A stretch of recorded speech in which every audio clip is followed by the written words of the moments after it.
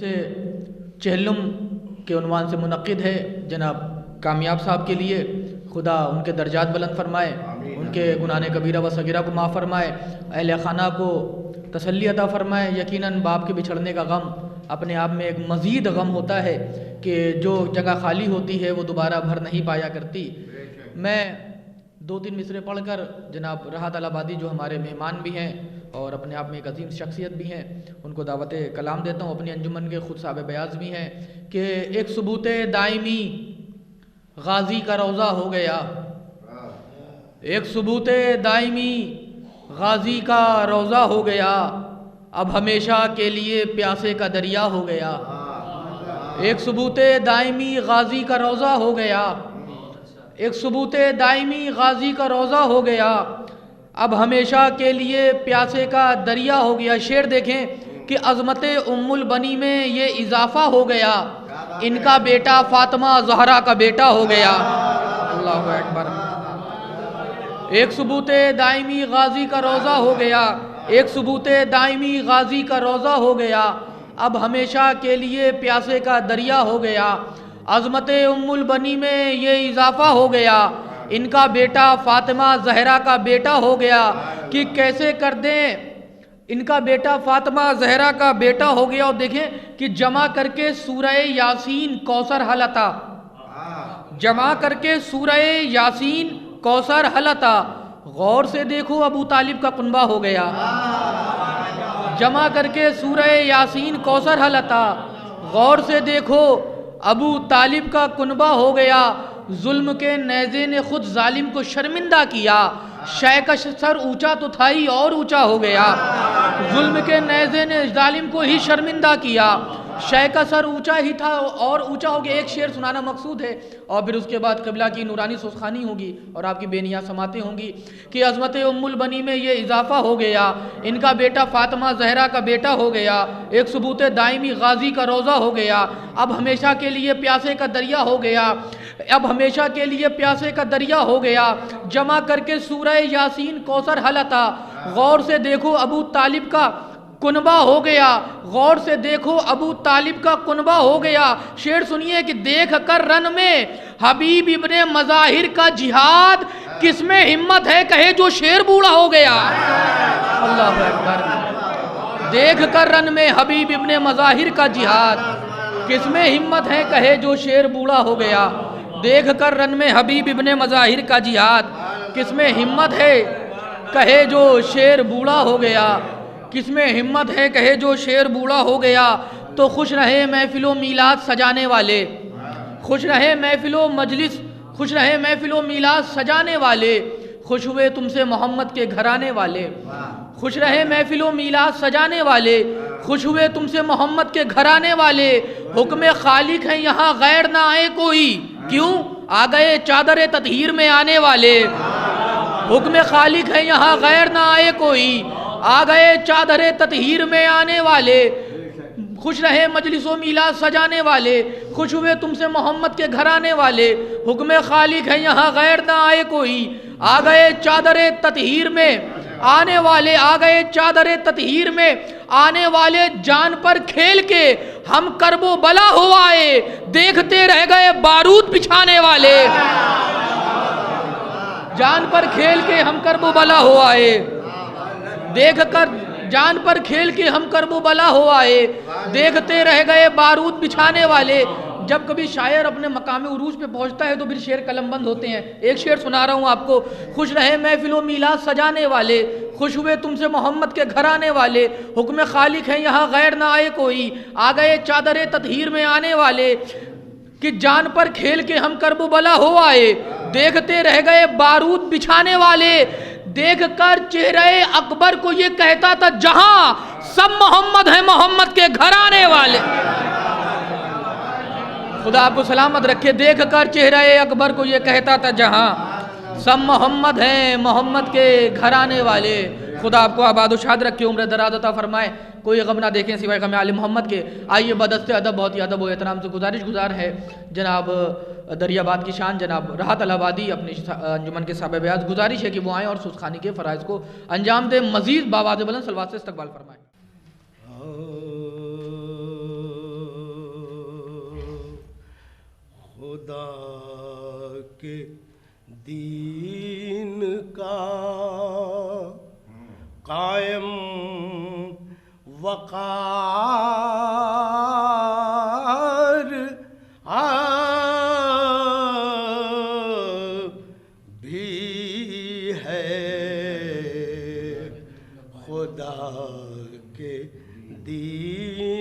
کا قائم وقار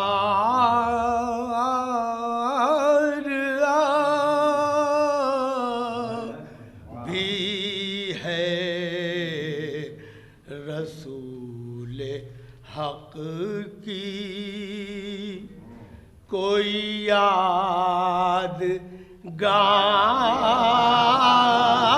یادگار بھی ہے رسول حق کی کوئی یادگار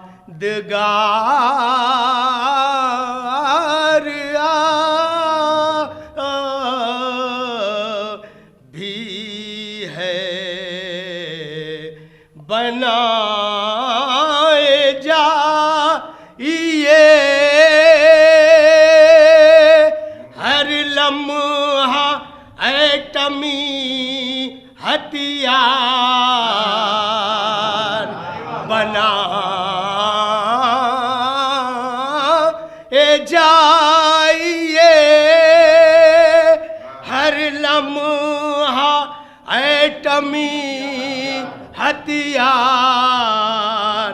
مگر خیال رہے ذوالفقار بھی ہے بنائے جائیے ہر لمحہ ایٹمی ہتھیار مگر خیال رہے ذوالفقار بھی ہے خدا کے دین کا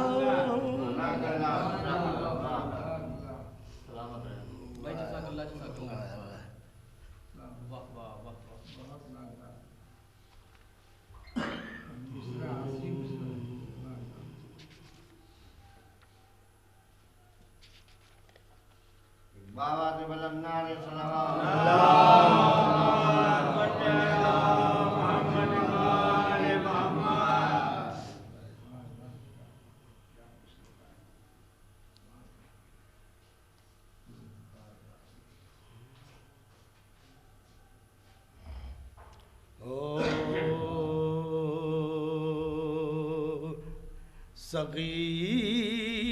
صغیر آیا ہے میدان میں لافتہ کی طرح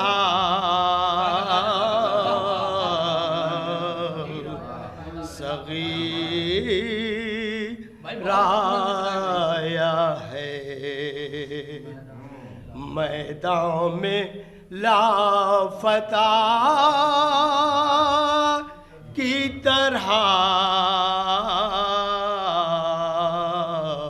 لڑا ہے جنگ وہ بے تیغ مصطفیٰ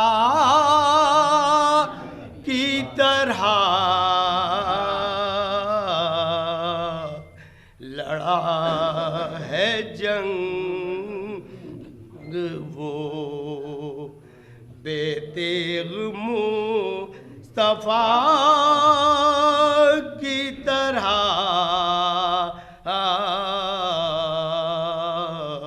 زبان خشک سے تیغ علی کا کام کیا زبان خشک سے تیغ علی کا کام کیا وہ بے زبان بھی یکتا تھا مرتضیٰ کی طرح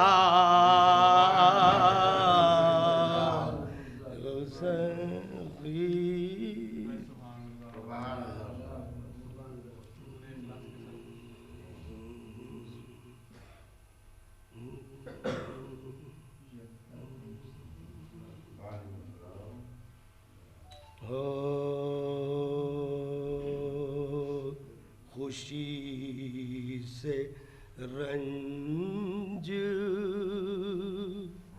اٹھائے کوئی تو ہم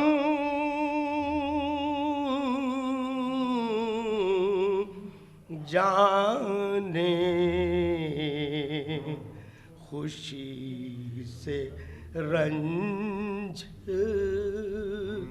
اٹھائے کوئی تو ہم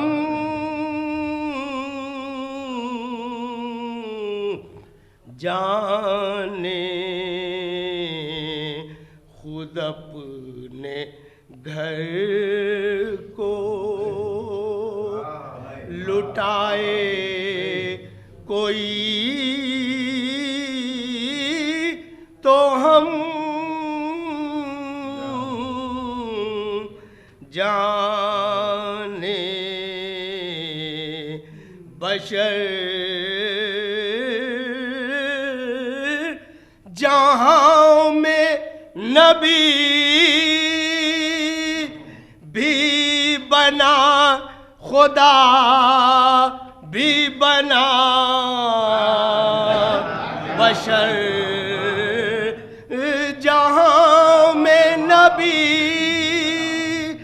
بھی بنا خدا بھی بنا حسین بن کے دکھائے کوئی تو ہم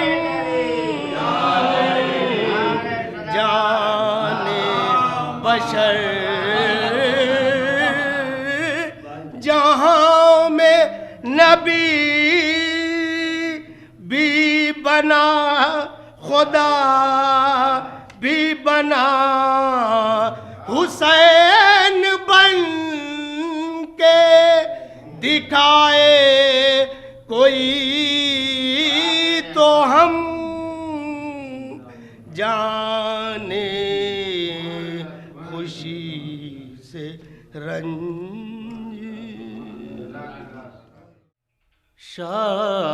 شاست حسین بادشاست حسین دینست حسین دیپنست حسین سرداد ناداد دست در دست یزید سرداد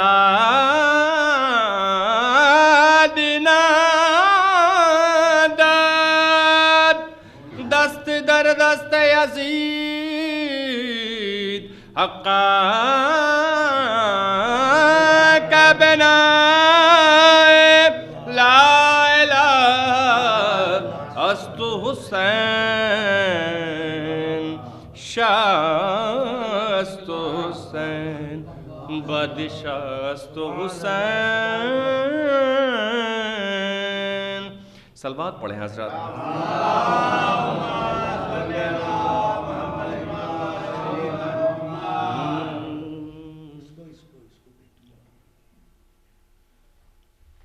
میر انس صاحب کا ایک کلام ہے ملاحظہ فرمائیے دل سے رہے گدائے جناب امیر کا دل سے رہے گدائے جناب امیر کا خالی کبھی رہا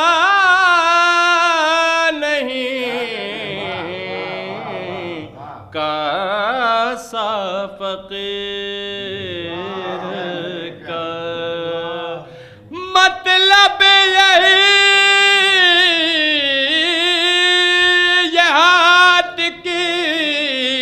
ہر ایک لکیر کا دامن نہ چھٹنے پائے جناب امیر کا مطلب یہی یہ ہاتھ کی ہر ایک لکیر کا دامن نہ چھٹنے پائے جناب امیر کا. صلوات پڑھیں حضرات.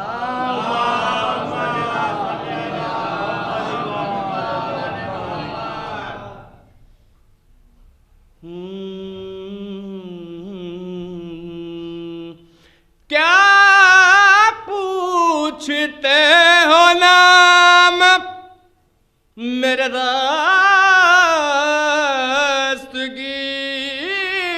دستگیر کا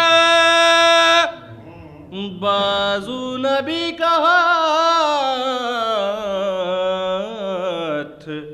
خدائے قدیر کا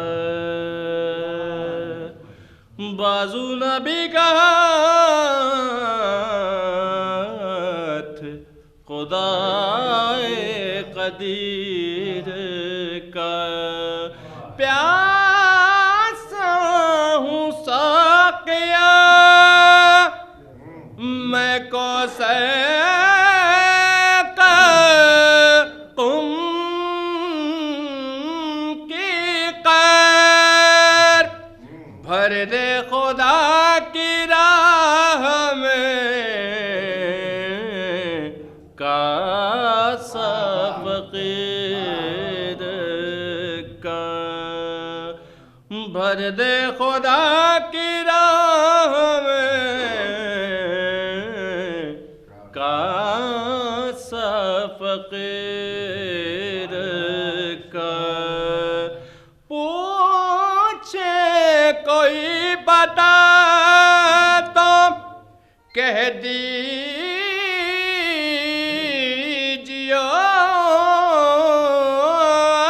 انیس ہے وادی السلام میں بیستر فقیر کا ہے وادی السلام میں بیستر فقیر کا.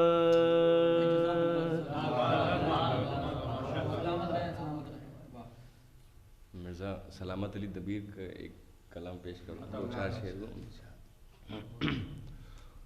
ثنائے مرتضیٰ ہے اور میں ہوں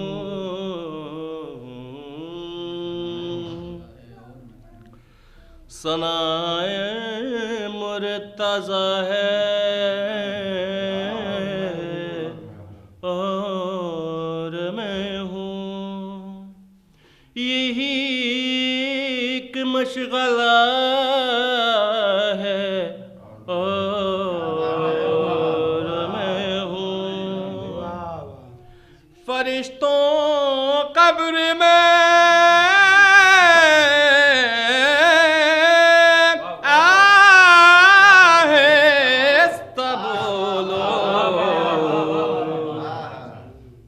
یہاں مشکل کشا ہے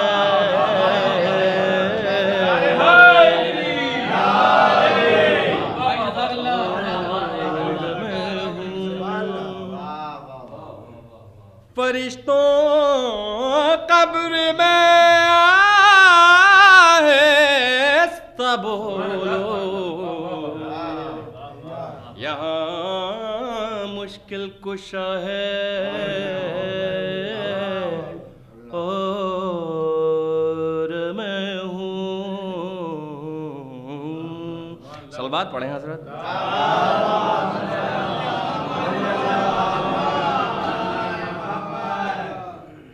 नबी कहते थे अहद तुम्हारा शनासा एक खुदा है और मैं हूँ सनाए मुर्तज़ा है और मैं हूँ सफ़े दुश्मन से हूँ निकला ये कह कर बस अब राह वफ़ा है और मैं हूँ यही एक मशग़ला है और मैं हूँ ख़बर देता है रन में हुस्न अकबर सदा नूरी खुदा है और मैं हूँ मुझे आती है जब भी याद सरवर फ़ज़ाए करबला है और मैं हूँ तमन्ना दौलत हशमत की बेजान तमन्ना दौलत हशमत की बेजान दबीर आखिर फना है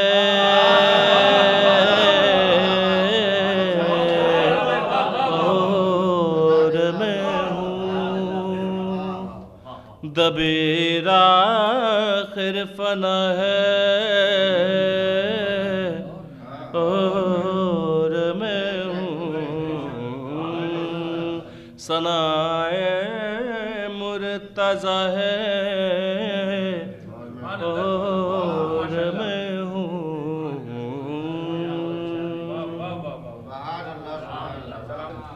2-3 बार मर्सी है कि बहुत वक्त हो चुका। रन में चले हैं शाह पे सर की तलाश को रन में चले हैं शाह पे सर की तलाश को निकला है आफ़ताब कमर की तलाश को दरिया रवां हुआ है गोहर की तलाश को दिल भी चला है लख्ते जिगर की तलाश को जाए किधर सियाह है दुनिया निगाह में अरे याकूब रोता फिरता है यूसुफ की चाह میں چلے ہیں شام پہ سر کی تلاش کو، جاتے ہیں یوں تڑپتے ہوئے شاہ بحر و بر، زلفوں پہ خاک چاک غریبان سر بسر، بےتابی میں ادھر گئے دوڑے ہوئے ادھر، جب درد اٹھا بیٹھ گئے تام کے جگر، ارے روئے تو خون کے اشکوں کا دریا بہا دیا، ارے جب آہ کی تو عرش بری کو ہلا دیا، رن میں چلے ہیں شاہ پہ سر کی تلاش کو، ڈھونڈا بہت امام نے بحسرت و ملال، لیکن ملا نہ لاشے فرزاد خوش خصال، آئی صدا علی کی کہ اے فاطمہ کے لال، بسمل ہے ایک درخت کے نیچے وہ نو نہال، ارے دم توڑتا ہے خاک پہ غازی پڑا ہوا، روتا ہے راہوار سرانے کھڑا ہوا، رن میں چلے ہیں شاہ پہ سر کی تلاش کو، منہ رکھ کے اپنے شیر کے منہ پر یہ دی صدا، حاضر ہے باپ اے علی اکبر،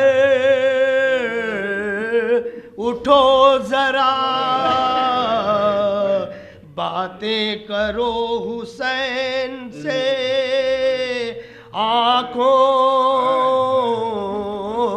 کو کر کے بیٹا غریب باپ سے کیوں ہو گئے خفا، سسکی نکل رہی تھی دل داغدار سے، باہیں گلے میں ڈال دی گردن میں پیار سے، رن میں چلے۔ یہ جناب راحت صاحب الہ آبادی اور اون حیدر صاحب لکھنوی سوزخانی کے فرائض کو انجام دے رہے تھے۔ آئیے میں گزاروں علی جناب مولانا حامد حسین صاحب سے کہ وہ آگے تشریف لے آئیں کہ ہمارے لیے باعث تسکین قلب ہوگا۔ ایک باواز بلند درود پڑھے پر محمد والے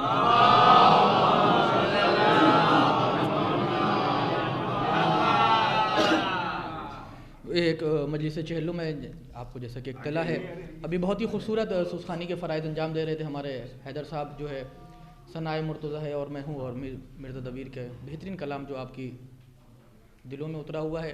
میں 2-3 مصروں سے ہمارے تاج کانپوری صاحب کو جو پیشخانی کے فرائض کو انجام دینا تھا، لیکن وہ کسی مسئلے کی وجہ سے نہیں آ پائے مصلیحت کے، تو ان کے بیٹے آئے ہیں، وہ دعوت کلام ان کو دوں گا، وہ چند مصرے پڑھیں گے، اس کے بعد مولانا موصوف ممبر پر جلوہ افروز ہوں گے کہ نظر میں جب سخن بے نظیر آتے ہیں، ابھی پڑھ رہے تھے مرزا دبیر کا، کہ نظر میں جب سخن بے نظیر آتے ہیں، میری زباں پہ انیس و دبیر آتے ہیں، نظر میں جب سخن بے نظیر آتے ہیں، میری زباں پہ انیس و دبیر آتے ہیں، یہ بزم عشق بناتی ہے میر اور مرزا،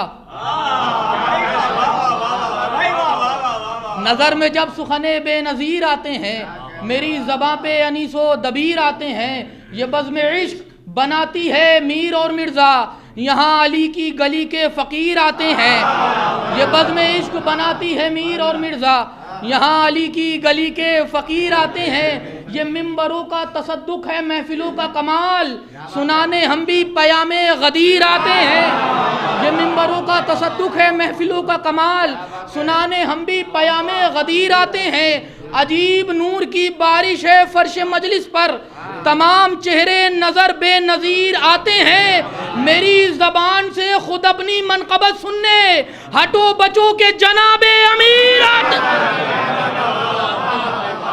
میری زبان سے خود اپنی منقبت سننے۔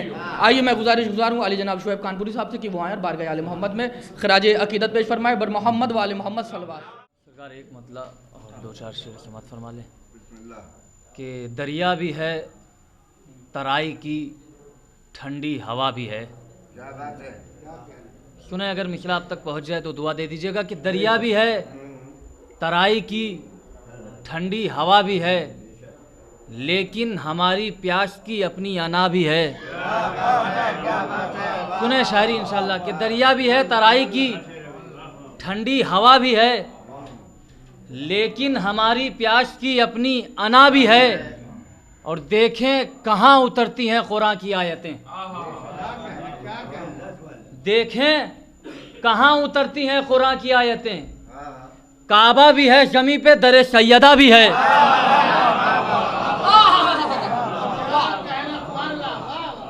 دیکھیں کہاں اترتی ہیں قرآن کی آیتیں، کعبہ بھی ہے زمیں پہ، در سیدہ بھی ہے، اور بعد حساب حشر صدا دے گا کبریا۔ سنیں مصرع کہ بعد حساب حشر صدا دے گا کبریا، ٹھہرو ابھی عدالت کرب و بلا بھی ہے، بعد حساب حشر صدا دے گا کبریا، ٹھہرو ابھی عدالت کرب و بلا بھی ہے۔ ایک مطلب و دو چار شعر کے چشم و چراغ قلب و جگر جسم و سر بچے، چشم و چراغ قلب و جگر جسم و سر بچے، اللہ چاہتا ہے محمد کا گھر بچے، چشم و چراغ قلب و جگر جسم و سر بچے، اللہ چاہتا ہے محمد کا گھر بچے، مقصد میں دونوں ایک ہیں قرآن و اہل بیت، دونوں کی آرزو ہے میرا ہم سفر بچے، مقصد میں دونوں ایک ہیں قرآن و اہل بیت، مقصد میں دونوں ایک ہیں قرآن و اہل بیت، دونوں کی آرزو ہے میرا ہم سفر بچے، حر نے بھی اپنا کھل کے ارادہ بتا دیا، کیا بات ہے؟ حر نے بھی اپنا کھل کے ارادہ بتا دیا، مٹ جائے ساری رات مگر ایک شہر بچے، حر نے بھی اپنا کھل کے ارادہ بتا دیا، مٹ جائے ساری رات مگر ایک شہر بچے، بیعت کے طالبوں کو ملے گی نہ پناہ، بیعت کے طالبوں کو ملے گی نہ پناہ، شبیر مار دیں گے علی سے اگر بچے، بیعت کے طالبوں کو ملے گی نہ پناہ، بیعت کے طالب یا علی، بیعت کے طالبوں کو ملے گی نہ پناہ، شبیر مار دیں گے علی سے اگر بچے۔ اگلا مطلب سماعت فرما لے کہ کربلا کو چومنے مکے سے کعبہ آ گیا۔ سنیں بس آخری پڑھاؤ، بالکل آخری کربلا کو چومنے مکے سے کعبہ آ گیا، مجلس شبیر پہ جب بھی مسلح آ گیا۔ کربلا کو چومنے مکے سے کعبہ آ گیا، مجلس شبیر پہ جب بھی مسلح آ گیا۔ تاریخ کے آئینے میں اگلا شعر کہ خواب میں دیکھا تھا بیٹے کو چھری کی نوک پر، خواب میں دیکھا تھا بیٹے کو چھری کی نوک پر، بندگی نے پایا تحفہ اور دمبا آ گیا۔ خواب میں دیکھا تھا بیٹے کو چھری کی نوک پر، بندگی نے پایا تحفہ اور دمبا آ گیا۔ بے حجابی موت ہے بس یہ بتانے کے لیے، بے حجابی موت ہے بس یہ بتانے کے لیے، حیدر کرار کا زینب میں لہجہ آ گیا۔ بے حجابی موت ہے بس یہ بتانے کے لیے، حیدر کرار کا زینب میں لہجہ آ گیا۔ جاں بچا کر پھر رہی تھی آیتیں بھی دشت میں، آخری شعر ختم دعا، جاں بچا کر پھر رہی تھی آیتیں بھی دشت میں، یہ تو کہیے بیچ میں سرور کا خیمہ آ گیا۔ یہ جناب شعیب کانپوری صاحب تھے جو بارگاہ آل محمد میں خراج عقیدت پیش فرما رہے تھے، اور بہت ہی خوبصورت لب و لہجے میں آپ دیکھیں کہ مجلس کا اعلان بھی ہوتا ہے اور اشتہارات بھی چھپتے ہیں اور ہر جگہ ہوتا ہے، اس کے بعد بھی لوگ نہیں نکلتے، تو اس کے لیے اب کیا کیا جائے؟ ہاں بس یہی کہا جاتا ہے جس کو اجازت ملتی ہے کہ وہی تشریف لاتے ہیں، آواز بھی جاتی ہے، لوگ اعلان بھی کرتے ہیں، لیکن اب کیا مسئلہ ہے؟ شاید ابھی میں بیٹھا ہی ہوا تھا تو راحت بھائی سے گفتگو ہو رہی تھی، شاید اسی لیے ڈاکٹر سرور نواب نے یہ مصرے کہے تھے، میں وہ سنا کے دعوت کلام دے رہا ہوں تاکہ دلوں میں اتر بھی جائے کہ وہ کہتے ہیں کہ حسن کی شبنم بھی ہے اور غیث کا شعلہ بھی ہے، حسن کی شبنم بھی ہے، کیونکہ مجلس میں کوئی نظامت نہیں ہوتی ہے، بس ہم تو آ جاتے ہیں کہ حسن کی شبنم بھی ہے اور غیث کا شعلہ بھی ہے، چہرہ عباس میں یوسف بھی ہے، موسیٰ بھی ہے۔ حسن کی شبنم بھی ہے اور غیث کا شعلہ بھی ہے، چہرہ عباس میں یوسف بھی ہے، موسیٰ بھی ہے، تیر کا کیا حشر ہوگا اس کا اندازہ بھی ہے، ہرملا تو نے علی اصغر کو پہچانا بھی ہے، تیر کا کیا حشر ہوگا۔ اب جس شعر کے لیے دعوت کلام دے رہا ہوں بڑا مارکت العارہ شعر کہہ دیا انہوں نے کہ حسن کی شبنم بھی ہے اور غیث کا شعلہ بھی ہے، چہرہ عباس میں یوسف بھی ہے، موسیٰ بھی ہے، تیر کا کیا حشر ہوگا اس کا اندازہ بھی ہے، ہرملا تو نے علی اصغر کو پہچانا بھی ہے، کیوں نہ پہچانے نبی محشر میں ماتمدار کو، نام بھی سن رکھا ہے دیکھا ہوا چہرہ بھی ہے۔ جب کرم ہوتا ہے تو ایسے شعر ہوتے ہیں، کیوں نہ پہچانے نبی محشر میں ماتمدار کو، نام بھی سن رکھا ہے دیکھا ہوا چہرہ بھی ہے۔ جب شاعر مقام عروج پہ پہنچتا ہے تو مصرع قلم بند ہوتا ہے کہ نام بھی سن رکھا ہے دیکھا ہوا چہرہ بھی ہے، اور کشتی فرش عزا پر آئیے ورنہ جناب، ڈوبنے والوں میں حضرت نوح کا بیٹا بھی ہے۔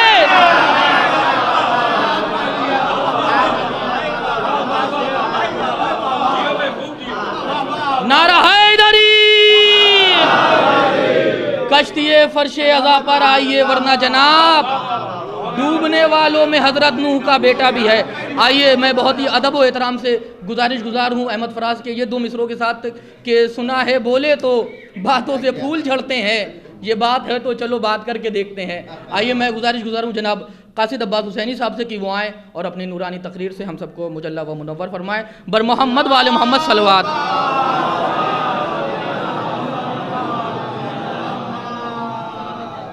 رحم اللہ من قرأ الفاتحہ۔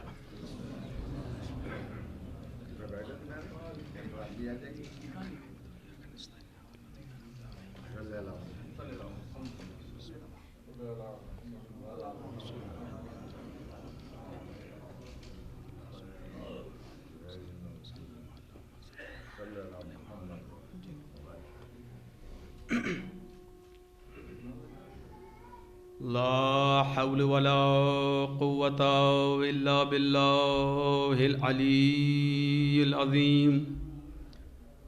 أعوذ بالله من الشيطان اللعين الرجيم۔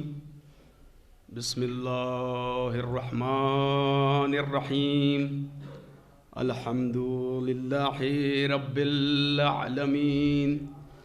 الحمد لله الذي لا يبلغ مدحته القائلون۔ الحمدللہ الاول بلا اول کانا قبلہ والآخر بلا آخر یکون بعدہ الحمدللہ الذی جعلنا من المتمسکین بولایت امیر المؤمنین والائمہ علیہم السلام الحمدللہ کما ہوا اہل والحمدللہ علی کل حال والصلاة والسلام علی اشرف الانبیاء والمرسلین سیدنا و نبینا و حبیب قلوبنا و طبیب نفوسنا و شفیع ذنوبنا مولا و مولا الثقلین جد الحسن والحسین محبوب رب المشرقین مالک قاب قوسین بالقاسم محمد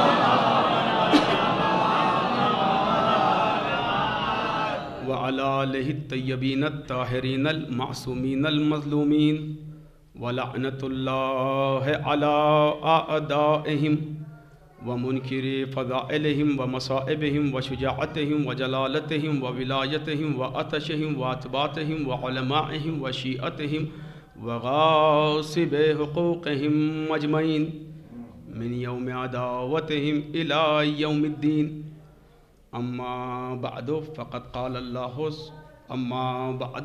قال رسول اللہ صلی اللہ علیہ وآلہ وسلم یا علی انت وشیعتک هم الفائزون صلوات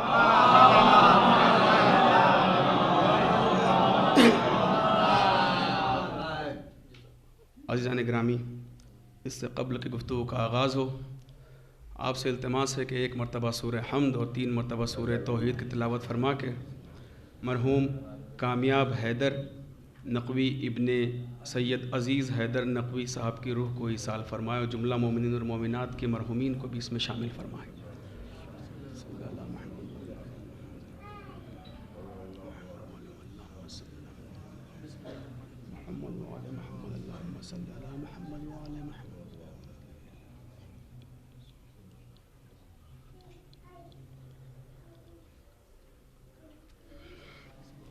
مرحوم کے بلندی درجات اور پسماندگان کے تسکین قلب کے لیے ایک باواز بلند صلوات۔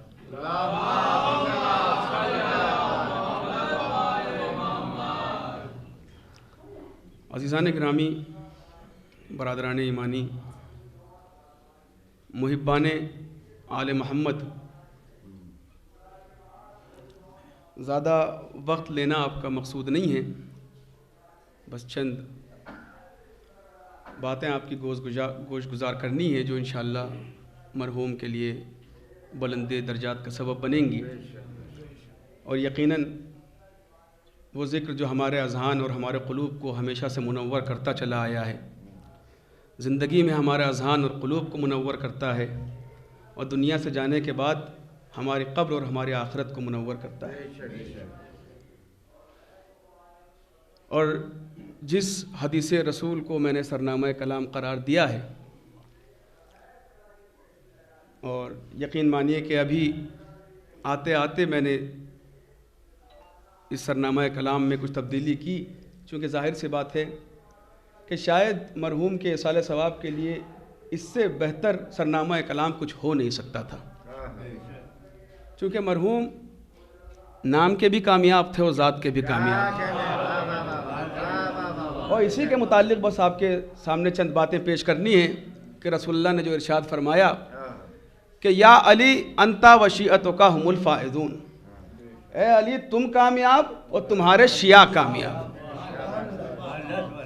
تو عزیزان گرامی، یقیناً اسم با مسمہ تھے، صرف نام کے اعتبار سے کامیاب نہیں تھے، اپنے ذات و مسلک کے اعتبار سے بھی کامیاب تھے، اور یقیناً کہ جو حیدر کی پیروی میں ہو اس سے زیادہ کامیاب کون ہو سکتا ہے۔ لیکن عزیزان گرامی، آئیے نظر ڈالیں کہ دنیا نے جو کامیابی کے معیار بنا رکھے ہیں وہ کیا ہیں، اور حقیقی معیار کامیابی ہے کیا۔ چونکہ دنیا نے تو اپنے اپنے اعتبار سے کامیابی کے معیار بنا رکھے ہیں، اور عجیب بات ہے کہ اگر آپ معاشرے کی طرف نظر اٹھا کر کے دیکھیں، بالکل اسی انداز سے جس انداز سے قرآن بات کرتا ہے اور کہتا ہے کل تک جو انسان قابل ذکر تھا ہی نہیں. معاشرے کا بھی کچھ ایسا ہی حال ہے. کل تک جو انسان قابل ذکر نہیں ہوتا، جب اس کے پاس چند چیزیں آ جاتی ہیں تو انسان اس کا ذکر کرنے لگتا ہے. کبھی اس کی گاڑی کی بنا پہ، کبھی اس کے گھر کی بنا پہ، کبھی اس کے مال و دولت کی بنا پہ، کبھی اس کے رعب و دبدبے کی بنا پر انسان یہ کہنے لگتا ہے کہ یہ شخص کامیاب ہو گیا ہے.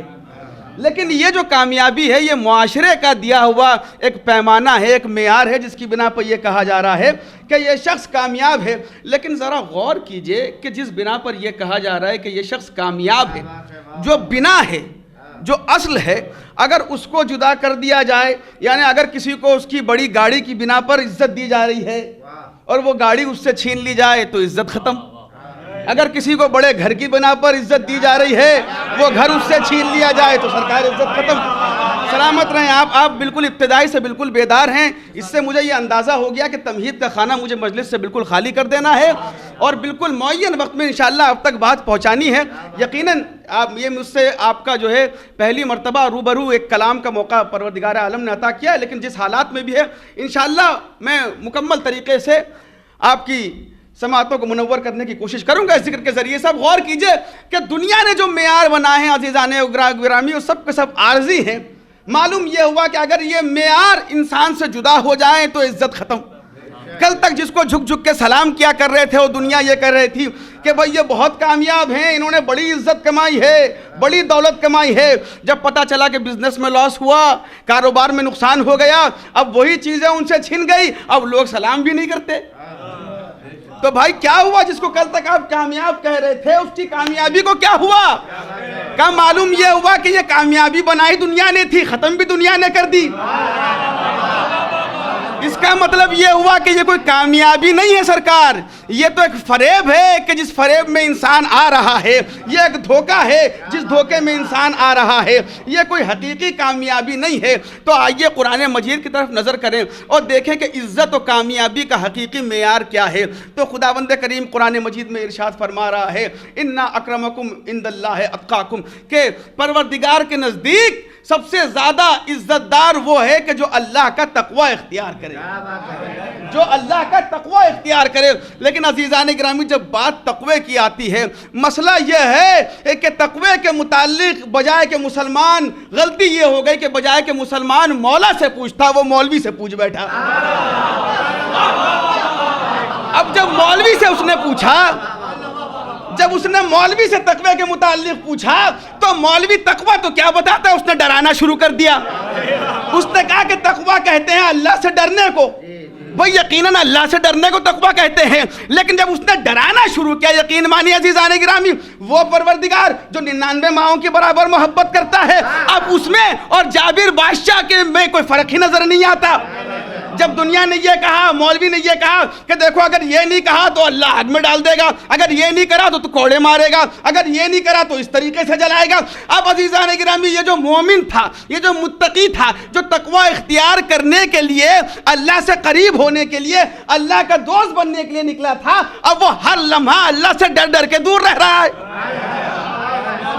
بھائی انصاف سے بتائیے، جسے 99 ماؤں کی برابر جو محبت کرے اس سے کس طریقے سے محبت ہونی چاہیے. یقیناً تقوی کہتے ہیں ڈرنے کو، لیکن کس انداز کا ڈرنا ہونا چاہیے.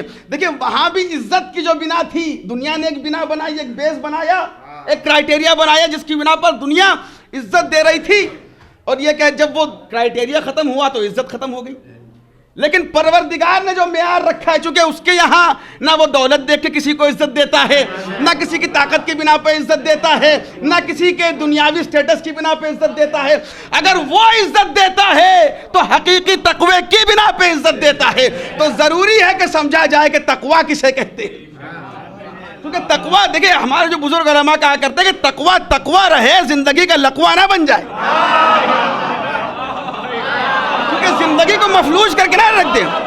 سلامت رہیں آپ. زندگی کو مفلوج کرنے کا نام تقوی نہیں ہے. چونکہ یہاں تو امام یہ کہہ رہے ہیں کہ تمہیں پروردگار نے آزاد پیدا کیا ہے، غلاموں کی زندگی نہ گزارو. عزیزان گرامی تو یہ کیسی زندگی ہے کہ جہاں انسان ڈر ڈر کے جی رہا ہے. کہا تو پھر یہ بتائیے کہ رسول آئے ڈرانے کے لیے، اللہ کہہ رہا ہے مجھ سے ڈرو. تو یہ ڈرانے کی تو بات ہو رہی ہے اور آپ کہہ رہے ہیں کہ مولوی نے غلط بتایا. ہم نے کہا سنیے, یہ جو ہے ڈرنا, اس کی بنا خوف نہیں ہے, اس کی بنا محبت ہے. یہ جو ڈر ہے یہ محبت کی بنا پر ہے. بھئی آپ کے گھر میں جائیں, بچے چھوٹے ہوتے ہیں, بہت سے لوگوں کے گھر میں ولادت ہوئی, بچہ چھوٹا ہے, 6 مہینے 8 مہینے کا بچہ ہے, آپ گھر میں داخل ہو رہے ہیں, دروازہ دھیرے سے کھول رہے ہیں, موبائل سائلنٹ پہ لگا, آپ کو فون کرتے ہیں, فون نہیں اٹھاتے, آپ دھیرے دھیرے بات کر رہے ہیں. ہم نے کہا کیا ہوا بھائی, اتنے فون کرتے رہے, آپ کو ایک فون کا تو جواب دے دیتے. کہا حضور فون سائلنٹ پہ تھا, کیا کریں. بھائی سائلنٹ پہ کیوں تھا؟ کہا اصل میں رنگر پہ لگاتے ہیں, ڈر ہے کہیں بچہ اٹھ نہ جائے. کہا بھائی زور سے کیوں نہیں بات کر رہے؟ کہا ڈر ہے کہیں بچہ اٹھ نہ جائے. کہا دروازہ دھیرے سے بند کیوں کیا؟ کہا ڈر ہے کہیں بچہ اٹھ نہ جائے. ہم نے کہا عجیب بات ہے بھائی, یہ ڈر ڈر کے زندگی گزارنا کیسا؟ کہا آپ سمجھے نہیں, یہ جو ڈر ہے یہ خوف والا نہیں ہے, یہ بچے کی محبت میں ہے.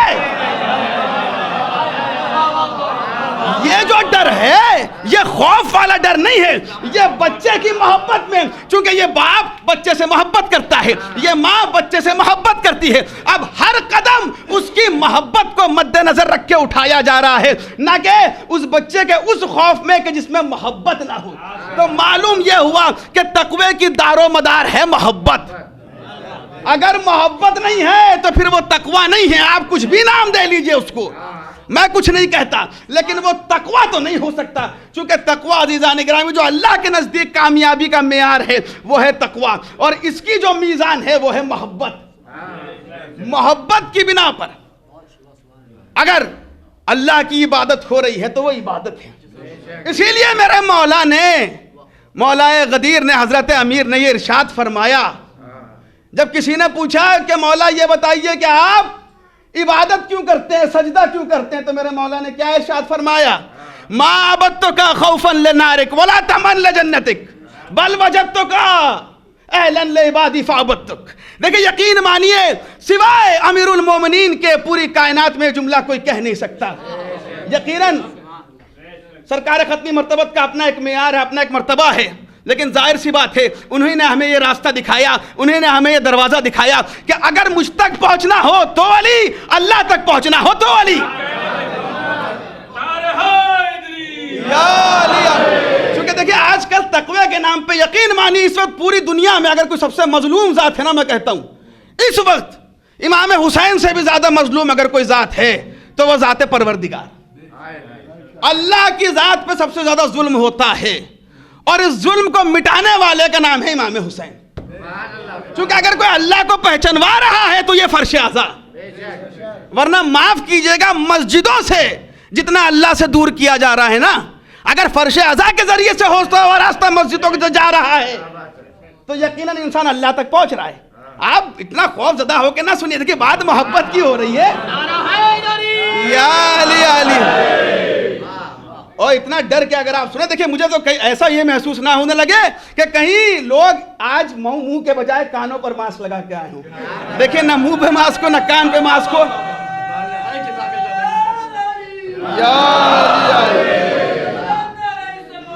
اللہم صلی علی محمد. سلامت. دیکھیں گھڑی میں میری مسلسل نظر ہے, میری کوشش یہ ہوتی ہے, میں چونکہ آپ سے پہلی مرتبہ اس طریقے کا ایک سابقہ ہے, ورنہ میری کوشش یہ ہوتی ہے کہ 45-50 منٹ کے اندر کم سے کم 1.5 گھنٹے کی بات آپ تک پہنچا دوں. تو عزیزان گرامی اب غور طلب بات یہ ہے کہ آپ کو خوف زدہ ہو کے, گھبرا کے, ڈر کے سننے کی ضرورت نہیں, چونکہ میں آپ کی بات کر ہی نہیں رہا ہوں, میں ان مسجدوں کی بات کر ہی نہیں رہا کہ جس کا راستہ ہی فرش اعضا کی وجہ سے کھلا ہوا ہے. بھائی خدا کا شکر ہے, نمازیں تو ہماری قبول ہیں, روزے تو ہمارے قبول ہیں, چونکہ یہ فرش اعضا ہمیں مفہوم تقوی سکھاتا ہے. مفہوم تقوی, چونکہ یہ جو میرے مولا کہہ رہے ہیں کہ پروردگار میں تیری عبادت نہیں کرتا جہنم کے خوف سے, نہ جنت کی لالچ میں, یعنی میں تیرے سامنے سر نہیں جھکاتا, نہ جنت کی لالچ میں سر جھکاتا ہوں نہ جہنم کے خوف میں سر جھکاتا ہوں, لیکن تجھے قابل عبادت پایا ہے اس لیے تیری بارگاہ میں سر جھکاتا ہوں. آپ مجھے انصاف سے 1 منٹ رک کر کے بھلے آپ داد نہ دیں, لیکن اس وقت ذرا سوچئے, ایک مرحلے فکر دے رہا ہوں, دنیا میں ہے کسی کی اوقات و حیثیت جو یہ کہہ دے کہ تیرے سامنے اس لیے جھک رہا ہوں چونکہ تو قابل عبادت ہے؟ ہے کسی میں کوئی یہ کہہ دے؟ کسی میں نہیں ہے. عزیزان گرامی, یہ ہے معراج بندگی, یہ ہے معراج عبادت، یہ ہے مفہوم تقوی۔ اب یہاں بتائیے کہ یہاں کون سا ڈر ہے، کون سا خوف ہے؟ کون سا ڈر ہے، کون سا خوف ہے، کون سی جہنم کی آگ ہے، کون سا کوڑا ہے؟ آپ انصاف سے بتائیے۔ اور کون سی جنت کی حوریں ہیں؟ عجیب بات ہے۔ اچھا مسئلہ دیکھیے، اب درمیان میں بات آئی، کچھ عادت سے میں بھی مجبور ہوں، لیکن آپ جب پہلی بار بات ہو رہی ہے تھوڑا آپ میرا ہی مزاج سمجھ لیں، اور یقیناً آپ تک بات پہنچ بھی جائے۔ جہاں بات اہل بیت کی آتی نہ جانے کیوں لوگوں کو کیا ہو جاتا ہے۔ اچھا انہی کی ہمارے قابیل بھائیوں کی دوستوں کی کتابوں سے ہی ایسی ایسی حدیثیں ملی ہیں، یقین مانیے، چونکہ سرکار جب ہمارے بھائی ہیں،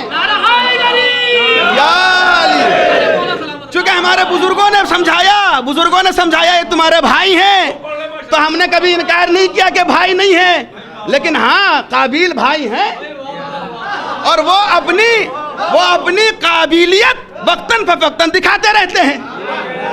تو عزیزان گرامی عجیب بات ہے، ایک طرف باتیں کرتے ہیں جنت کی حوروں کی، اور جیسے یہ کہتے کہ درمیان میں ایک بات آ گئی، بس بتاتا چلوں، جیسے یہ کہا کہ الحسن والحسین سید شباب اہل الجنہ، تو فوراً کہا آپ نے جنت کے جوانوں کی تو بات کر لی، بوڑھوں کا تذکرہ ہی نہ کیا۔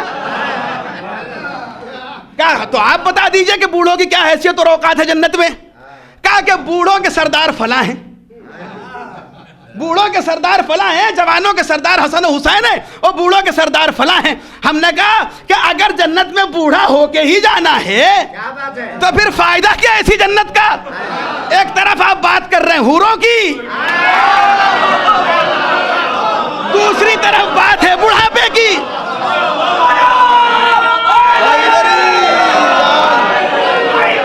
سلامت رہیں آپ، سلامت رہیں آپ۔ بھائی سوچنے والی بات ہے نا، سوچنے والی بات ہے نا۔ اب انصاف سے بتائیے، تقوی کے چکر میں یہاں بھی چھوڑا وہاں بھی چھوڑیں گے؟ کیونکہ ڈرنے والی بات ہے نا، یہاں ڈر ڈر کے چھوڑ رہے ہیں، یہاں ڈر ڈر کے چھوڑ رہے ہیں، اور وہاں چھوڑ چھوڑ کے ڈریں گے۔ تو مسئلہ کیا ہے؟ تو معلوم یہ ہوا کہ جنت میں کوئی بوڑھا جائے گا ہی نہیں، چونکہ پروردگار عالم جنت میں بھیجنے سے پہلے ہر کسی کو جوان کر کے بھیجے گا، کسی بوڑھے کو نہیں بھیجے گا، بھیجے گا تو جوان کر کے بھیجے گا۔ تو عزیزان گرامی بس یہی معیار ہے تقوی کا جو امیر المومنین دکھا رہے ہیں، بتا رہے ہیں اور سکھا رہے ہیں کہ دیکھو عبادت اس کی ایسے کرو، نہ جہنم کے خوف میں کرو، نہ جنت کی لالچ میں کرو، اس سے محبت کی بنا پر کرو۔ قابل عبادت ہے تو مولا ہماری تو حیثیت و اوقات نہیں ہے کہ ہم بارگاہ پروردگار میں اس طریقے سے روبرو کھڑے ہو کر کے کہیں کہ ہم نے تجھے قابل عبادت پایا، تو ہماری تو حیثیت و اوقات نہیں ہے، لیکن ہاں ہم کھڑے ہو کر کے یہ کہہ سکتے ہیں کہ پروردگار جسے تو نے غدیر میں مولا بنایا، اس نے تجھے قابل عبادت پایا، ہم نے اسے مولا مانا تو تجھے خدا مانا۔ یا علی علی سلامت، علی علی علی علی علی یا سلامت سلامت رہے۔ تو عزیزان گرامی اب یہاں مولا نے مفہوم تقوی ہمیں سمجھائے۔ اب سمجھ میں آیا کہ رسول خدا کیوں کہہ رہے ہیں کہ یا علی تم کامیاب اور تمہارے شیعہ کامیاب۔ کیونکہ دنیا تو یہ کہتے ہیں کہ رسول نماز سمجھانے کے لیے آئے، روزہ سمجھانے کے لیے آئے۔ بھائی انہوں نے تو سمجھایا، یہ بتاؤ تم نے کیا سمجھا؟ سمجھانے والے کی غلطی نہیں ہوتی، سمجھنے والے نے کیا سمجھا یہ دیکھا جاتا ہے۔ تو عزیزان گرامی اچھا دنیا میں دیکھیں ایک بات ہے، نماز سب پڑھتے ہیں، اچھا ہماروں میں ماشاءاللہ بہت سے ایسے آ گئے ہیں، پروردگار سب کی توفیقات میں اضافہ کرے اور سب کو راہ راست پر رکھے، صراط مستقیم پر رکھے، صراط علی پر رکھے، چونکہ صراط علی ہی صراط مستقیم ہے، علی ہی صراط مستقیم ہے، اس کے علاوہ کوئی راستہ ہے نہیں اللہ تک پہنچنے کا۔ اور ہمارے یہاں بھی بہت سے لوگ یہ کہنے لگے دیکھیے وہ بھی تو نماز پڑھ رہے ہیں، فلاں بھی تو نماز پڑھ رہے ہیں، یہ بھی تو ہو رہا ہے، وہ بھی تو ہو رہا ہے۔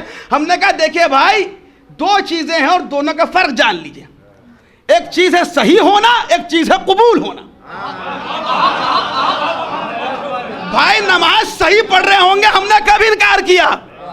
नमाज हो सकता है सही हो, आप किसी अंग्रेज को पकड़ लीजिए, आजकल के ज़माने में आप यूट्यूब पे उठा करके देखिए, एक से एक अंग्रेज ऐसे पढ़ने वाले हैं जो शायद आपसे बेहतर सूरह अल-हम्द पढ़ रहे हो, आपसे बेहतर कुरान अदा कर रहे हो, आपसे बेहतर आप खड़े करके नमाज पढ़वा लीजिए, आपसे बेहतर पढ़ के दिखा दें, लहजा लहन और मखरज आपसे बेहतर अदा करके दिखा दें, लेकिन इंसाफ से बताइए क्या ये नमाज कबूल है? क्या ये नमाज कबूल है? फौरन तमाम मुसलमान मुत्तफिक अलैह होकर के कहेंगे देखिए नमाज सही तो है लेकिन कबूल नहीं है। हमने कहा भाई कबूल क्यों नहीं है ये भी बता दो। कहा चूंकि कलमे का इकरार नहीं किया इसलिए नमाज कबूल नहीं है। कहा भाई हम भी तो यही कह रहे हैं, नमाज सही हो सकती है लेकिन कबूल नहीं हो सकती।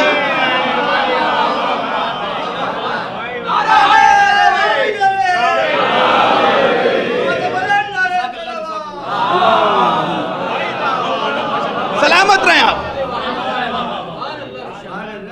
कहा या अली तुम कामयाब, तुम्हारे शिया कामयाब। और इसलिए फिर क्या, चूंकि तकवे की जो डेफिनेशन है, जो मोहब्बत है, मोहब्बत होनी है अल्लाह की, हमने उसे देखा नहीं।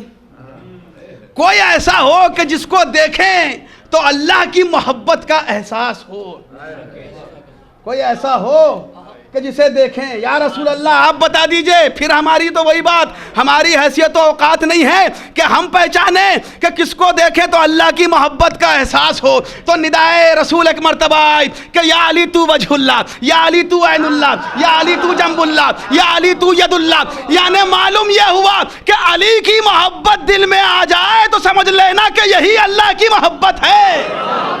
डरे डरे आप डर के सुन रहे हैं, कोई बात नहीं, मैं समझ सकता हूँ ज़माने की फ़िज़ा ऐसी है कि थोड़ा सा डर लगता है, लेकिन यकीन मानिए अज़ीज़ान गिरामी, अच्छों का डर या अली कहने से निकला है। अगर आप अली के नाम से डरने लगे तो फिर क्या होगा? अल्लाहुम्मा सल्ली अला मोहम्मद।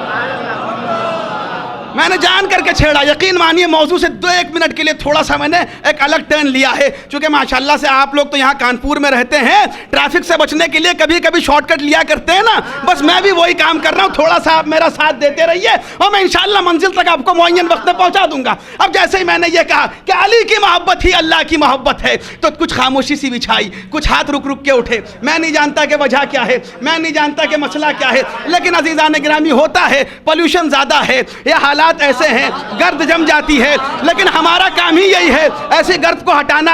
हम तो नौकर हैं, हम तो गुलाम हैं, हम तो जारूब कश हैं, जो दिलों पे गर्द जम जाया करती है उसको हटा दिया करते हैं। जब मैंने ये कहा कि अली की मोहब्बत ही अल्लाह की मोहब्बत है, तो थोड़ी सी खामोशी आए ना। अब सुन लीजिए, एक दलील आपके सामने दे के आगे बढ़ता हूँ। अज़ीज़ान गिरामी, जब एक मरतबा ईसा दुनिया में आने वाले थे तो एक मरतबा निदाए परवरदिगार क्या आई कि ऐ मरियम, अब ये खाना खुदा है, ये बैतुल मुक़द्दस है, इसके बाहर निकल जाओ। हो सकता है कि आपकी सुनी हुई दलील हो, चूंकि मैंने रुकते हुए हाथ देखे तो अब मेरी दलील ये सुनाना यहाँ मेरी ज़रूरत बन जाती है, आपकी कानों तक बात पहुँचाना मेरा मकसद बन जाता है। अज़ीज़ान गिरामी, जब मरियम के यहाँ विलादत होने वाली थी, अल्लाह का नबी आने वाला है, ईसा आने वाले हैं, और अब तक अल्लाह के यहाँ से खाना आता रहा, लेकिन जब यह मौलूद एक मरतबा शिकम मादर में आ गया तो निदाए परवरदिगार आई कि ऐ मरियम, यह बैतुल मुक़द्दस है, तुम्हें इसके बाहर निकलना पड़ेगा। अब बाहर जाओ, खजूर की टहनियों को हिलाओ, उससे जो खजूरें गिरे उससे अपनी ग़िज़ा बनाओ और उससे अपना पेट भरो। का परवरदिगार माजरा क्या है, मैं तेरी कनीज़े खास हूँ, अब तक तू खाना भेजता रहा, लेकिन अब खाना भेजने से ये कैसा इनकार है। निदाए परवरदिगार आई, ऐ मरियम, अब तक जो तुम्हारे दिल में मोहब्बत थी वो मेरी खालिस मोहब्बत थी, वो मेरी खालिस मोहब्बत थी। सलामत रहे आप, बस सुन लीजिए नतीजा मैं आप तक पहुंचा दूं। क्या मरियम, अब तक जो तुम्हारे दिल में मोहब्बत थी वो मेरी खालिस मोहब्बत थी, लेकिन अब इस मौलूद की मोहब्बत भी इसमें शामिल हो गई, तो लिहाजा जब तक सिर्फ मेरी मोहब्बत थी, कुर्बतन इल्लल्लाह हो रहा था तो खाना आ रहा था, लेकिन चूंकि अब ये मौलूद की मोहब्बत मेरी मोहब्बत में शामिल हो गई तो लिहाजा अपने खाने का इंतजाम खुद करो। अब मुझे इंसाफ से बताइए कि फातिमा बिनते असद खाने काबा में 3 दिन रही, एक झूठी तारीख भी दिखा दीजिए कि अबू तालिब ने खाना पहुंचाया हो।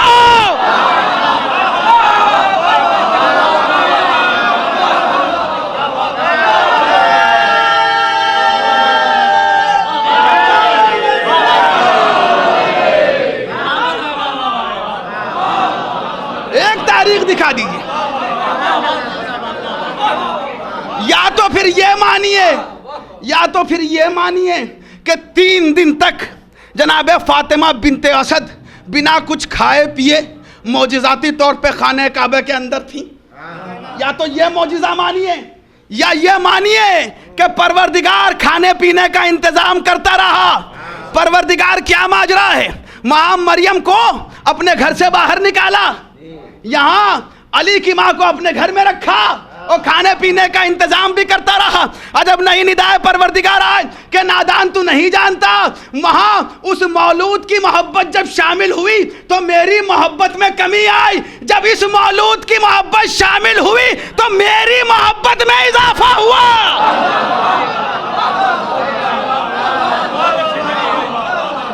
علی کی محبت. اب پھر آپ کے سامنے قول رسول جو اکثر دیکھیں, میں کوشش یہ نہیں کرتا کہ بہت ہی نئی اور عربی کی ایسی عبارت آپ کے سامنے پڑھ دوں کہ آپ یہ سوچ کے داد دیتے رہیں کہ داد دے دو ورنہ پبلک یہ کہے گی سمجھ میں نہیں آیا.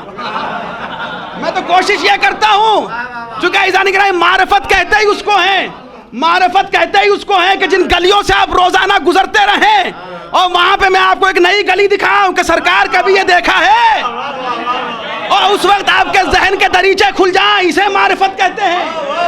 نئی بات پڑھنے کو معرفت نہیں کہتے. سرکار نئی بات پڑھنے کو تو نالج میں اضافہ, انفارمیشن میں اضافہ, معلومات میں اضافہ کہتے ہیں. معلومات اور ہے, معرفت اور ہے, علم اور ہے, عرفان اور ہے. تو سرکار اب آپ کے سامنے معلوم یہ ہوا کہ علی کی محبت ہی وہ تقوی ہے کہ جس کی بنا پر اللہ کی عبادت ہوتی ہے. اسی لیے تو رسول نے ارشاد فرمایا یا علی حبک تقوی والایمان و بغضک کفر والنفاق, کہ تمہاری محبت ہی تو ایمان ہے اور تقوی ہے. مسلسل گھڑی پہ میری نظر ہے, یقین مانیے میں جتنی تیزی سے چل رہا ہوں آپ کو اس بات کا بھی اندازہ ہے. لیکن عزیزان گرامی ایک معیار میں نے آپ کے سامنے بنایا, چونکہ اللہ سے قریب ہونا, کامیابی کا معیار یہ ہے جو اللہ کا دوست بن گیا وہ کامیاب, اور جو اللہ کا دوست نہ بن پایا پھر خاک ہے ایسی زندگی پر. کیونکہ ظاہر سی بات ہے کہ جس نے اشرف المخلوقات بنایا اسی کو نہ سمجھ پائے, اسی کی دوستی نہ اختیار کر پائے تو کیا فائدہ. اور ایک اور معیار قرآن مجید بتا رہا ہے, اور پھر یقیناً آپ کو سن کر کے اپنے اوپر ناز بھی ہوگا, فخر بھی ہوگا, اور مقام شکر میں سجدہ شکر بھی بجا لائیں گے کہ پروردگار تیرا شکر کہ تو نے ایسے گھرانے میں پیدا کیا کہ جہاں ذکر علی ہوتا ہے, کہ جہاں ماؤں نے اپنی آغوش میں ہمیں علی علی سکھایا ہے, علی علی پڑھایا ہے, علی علی بتایا ہے, ہم علی علی کرتے رہے, اللہ کے نزدیک پہنچتے رہے, اللہ کے نزدیک پہنچتے رہے. تو عزیزان گرامی اب ایک اور معیار قرآن نے بتایا, چونکہ ایصال ثواب کی مجلس ہے اور دنیا یہ سمجھتی ہے کہ ہم ایصال ثواب کی مجلسوں میں موت کی بات کرتے ہیں, موت کا تذکرہ کرتے ہیں. یقیناً ہم کرتے ہیں, لیکن کرنے کے بعد جتنا یہ تذکرہ موت ہوتا ہے اتنی زیادہ علی سے ملاقات کی تمنا بڑھتی جاتی ہے. تو معلوم یہ ہوا کہ کہنے کو تو تذکرہ موت ہے لیکن حقیقی طور پر یہ تذکرہ حیات ہے, یہی زندگی کا تذکرہ ہے. تو عزیزان گرامی اب یہ قرآن مجید بتا رہا ہے کہ معیار قرآن مجید ہمیں دے رہا ہے کہ موت کی حقیقت کیا ہے, موت کا معیار کیا ہے. اب ذرا سن لیجیے, چونکہ کل کے دن کو یہ نہ کہہ دے کہ آئے تھے اور جوش میں خطابت کر کے چلے گئے, تو آپ کے سامنے تھوڑا سا میں قرآن بھی سنا دوں, کیونکہ کل کے دن کو یہ نہ کہے, چونکہ یہ بھی ایک بڑا وائرس چلا ہے کہ قرآن سے دلیل دیجئے, قرآن سے بات کیجئے, سرکار قرآن سے ثابت کیجئے. اب دیکھیں اس موقع پر مجھے خطیب الایمان علامہ طاہر جرولی تابصرہ کی ایک بڑی خوبصورت بات یاد آتی ہے, جب وہ کہا کرتے تھے کہ پروردگار انہیں کروٹ کروٹ جنت نصیب کرے. ان کا ایک جملہ یہ ہے کہ جب لوگوں نے ان سے کہا کہ قبلہ یہ قرآن سے ثابت کیجئے, وہ قرآن سے ثابت کیجئے, اہل علی کی یہ فضیلت قرآن سے ثابت, حسن کی یہ فضیلت قرآن سے ثابت کیجئے, حسین کی اس بات کو قرآن سے ثابت کیجئے. ایک مرتبہ انہوں نے کہا مسلمانوں سنو, 1400 سال سے ہم اہل بیت کو قرآن سے ثابت کرتے چلے آئے, 1400 سال سے ہم اہل بیت کو قرآن سے ثابت کرتے چلے آئے ہیں. اے مسلمانوں اگر ہمت ہے تو اہل بیت ہٹا کے قرآن ثابت کر کے دکھاؤ.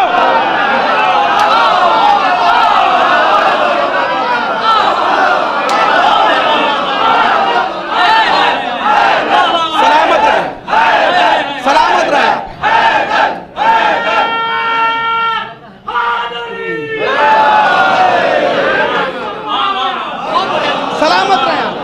آپ کو کوئی غم نہ دے. اس انداز سماعت کو مولا برقرار رکھے, ہماری نسلوں میں برقرار رکھے. 1400 سال سے ہم اہل بیت کو قرآن سے ثابت کرتے چلے, لیکن ہمت ہے تو قرآن کافی ہے کا نعرہ لگانے والوں ثابت تو کرو اس قرآن کو بغیر اہل بیت کے. لیکن سن لیجئے, خدا کا شکر ہے ہم اہل بیت کے ماننے والے ہیں, ہم نہیں قرآن کی بات کریں گے تو کون کرے گا؟ چونکہ دیکھیں قرآن کی, جب قرآن کو سمجھنے کے لیے پروردگار کہہ رہا ہے, افلا تدبرون کی بات کر رہا ہے, یقیناً قرآن حفظ کرنے کا بھی بڑا ایک مرتبہ ہے, لیکن فائدہ کیا اگر صرف رٹا جائے اور اس کے مفہوم کو نہ سمجھا جائے؟ انصاف سے بتائیے. اب عزیزان گرامی, ایک معیار اور تقوی کا اللہ کی دوستی کا قرآن دے رہا ہے. قل یا ایھا الذین ھادوا, اس آیت کو آپ کم از کم ہفتے میں ایک بار تو ضرور سنتے ہوں گے جمعہ کی نماز میں, اور اگر نہیں سن پاتے ہوں گے تو عزیزان گرامی مستحب ہے کہ شب جمعہ اور جمعہ میں اس سورہ کی تلاوت کی جائے. تو کم سے کم اس ذریعے سے اس تلاوت کو, اس آیت کو آپ ضرور سنتے ہوں گے یا پڑھتے ہوں گے, چونکہ عزیزان گرامی یہ فرش اعظم میں یہ بھی سکھاتا ہے کہ جب مومن سے ملو تو حسن ظن کے ساتھ ملو. چونکہ ہمارے یہاں پھر ایک معاف کیجئے گا, میں کسی پہ طنز نہیں کر رہا ہوں, چونکہ معاشرے کے حالات ہر جا کے دیکھتے رہتا ہوں. ایک بات یہ بھی دیکھیے, جب کوئی فرش اعضاء کو چھوڑ کے زیادہ نماز کرنے لگتا ہے نا, عجیب بات ہے کہ دیکھیے جب خلیفہ کو چھوڑ کے عبادت ہوئی ہے, اللہ کے بنائے ہوئے خلیفہ کی بات کر رہا ہوں میں, اس عبادت نے تکبر پیدا کیا ہے. اگر یقین نہیں ہوتا تو خلقت آدم کو دیکھ لیجئے. بھائی پروردگار نے جب آدم کے پتلے کو بنایا تو سامنے والے نے کیا تکبری تو کیا تھا. وجہ کیا تھی؟ اس اللہ کے بنائے ہوئے خلیفہ کو چھوڑ کے عبادت ہوئی. تو آج بھی جب یہ ایسی عبادتیں ہوتی ہیں تو فوراً یہ کہا جاتا ہے کہ بھائی آپ کیا نماز نہیں پڑھتے, کیا مجلس ہی کرتے رہتے ہیں ہر وقت؟ نے کہا یہ کون سی نماز ہے پہلے یہ بتائیے جو آپ کو اس طریقے کا سوء ظن سکھا رہی ہے؟ یہ کون سی نماز ہے جو آپ کے اندر تکبر پیدا کر رہی ہے؟ چونکہ نماز کا تو مقصد ہی ہے کہ انسان کے اندر بردباری اور انکساری پیدا ہو. مسئلہ یہ ہے کہ آپ ڈائریکٹ پہنچے مسجد تک, دروازے کو چھوڑ کے آپ رسول تک پہنچنے کی کوشش کر رہے ہیں. تو عزیزان کرام, یہاں اس آیت میں خداوند کریم کہہ رہا ہے قل یا ایھا الذین ھادوا ان زعمتم انکم اولیاء للہ من دون الناس فتمنوا الموت ان کنتم صادقین. کہ یقیناً یہاں کلام یہودیوں سے ہو رہا ہے, لیکن آپ بہتر جانتے ہیں قرآن مجید میں کئی مرتبہ خداوند کریم کا جو انداز گفتگو ہے وہ یہ ہے کہ کلام خاص ہے اور اس سے مراد بھی خاص ہے. مثلا آیت تطہیر ہے, کلام خاص ہے, اس سے مراد بھی خاص ہیں, اہل بیت ہیں. کئی بار ایسا ہوتا ہے کہ کلام ہو رہا ہے لیکن اس سے مراد عام ہے, وہ ایک معیار دیا جا رہا ہے, کرائٹیریا دیا جا رہا ہے, ایک سٹینڈرڈ دیا جا رہا ہے کہ جس کے ذریعے سے لوگوں تک پیغام پہنچ جائے. کبھی ایسا ہوتا ہے کہ آپ اسکول میں ایڈمیشن لینے کے لیے, کسی کالج میں ایڈمیشن لینے کے لیے گئے, آپ لائن میں کھڑے ہوئے ہیں اور جو پرنسپل تھا وہ باہر نکلا. اس نے باہر نکلنے کے بعد کسی لڑکے سے یہ کہا کہ بھائی ہم جو آپ 90% لے آئیے, ہم آپ کا داخلہ لے لیں گے. بات اس لڑکے سے ہو رہی تھی, ایک خاص طالب علم سے, ایک خاص اسٹوڈنٹ سے بات ہو رہی تھی کہ آپ 90% لے آئیے, ہم آپ کا داخلہ لے لیں گے.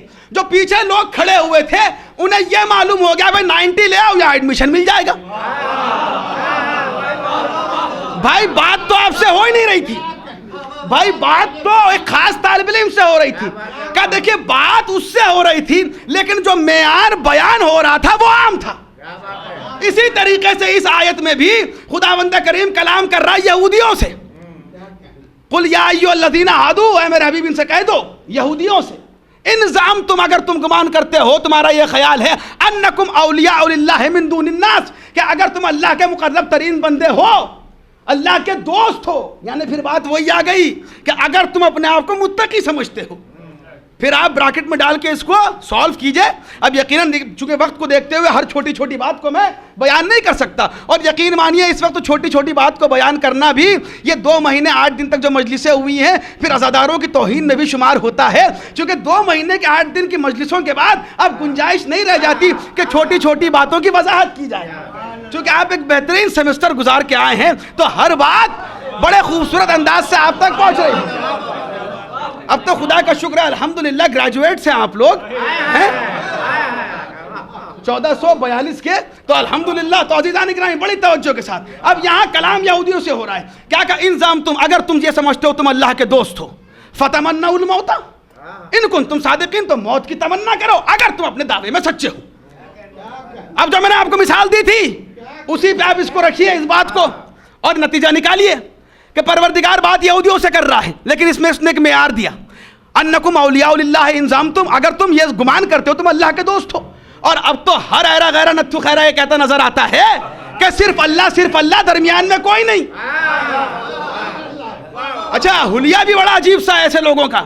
अब डिटेल्स में मैं जाना नहीं चाहता, वो तो 2 महीने 8 दिन की बात थी, ये तो साल भर का एक मसाइब है जो हम झेलते रहते हैं।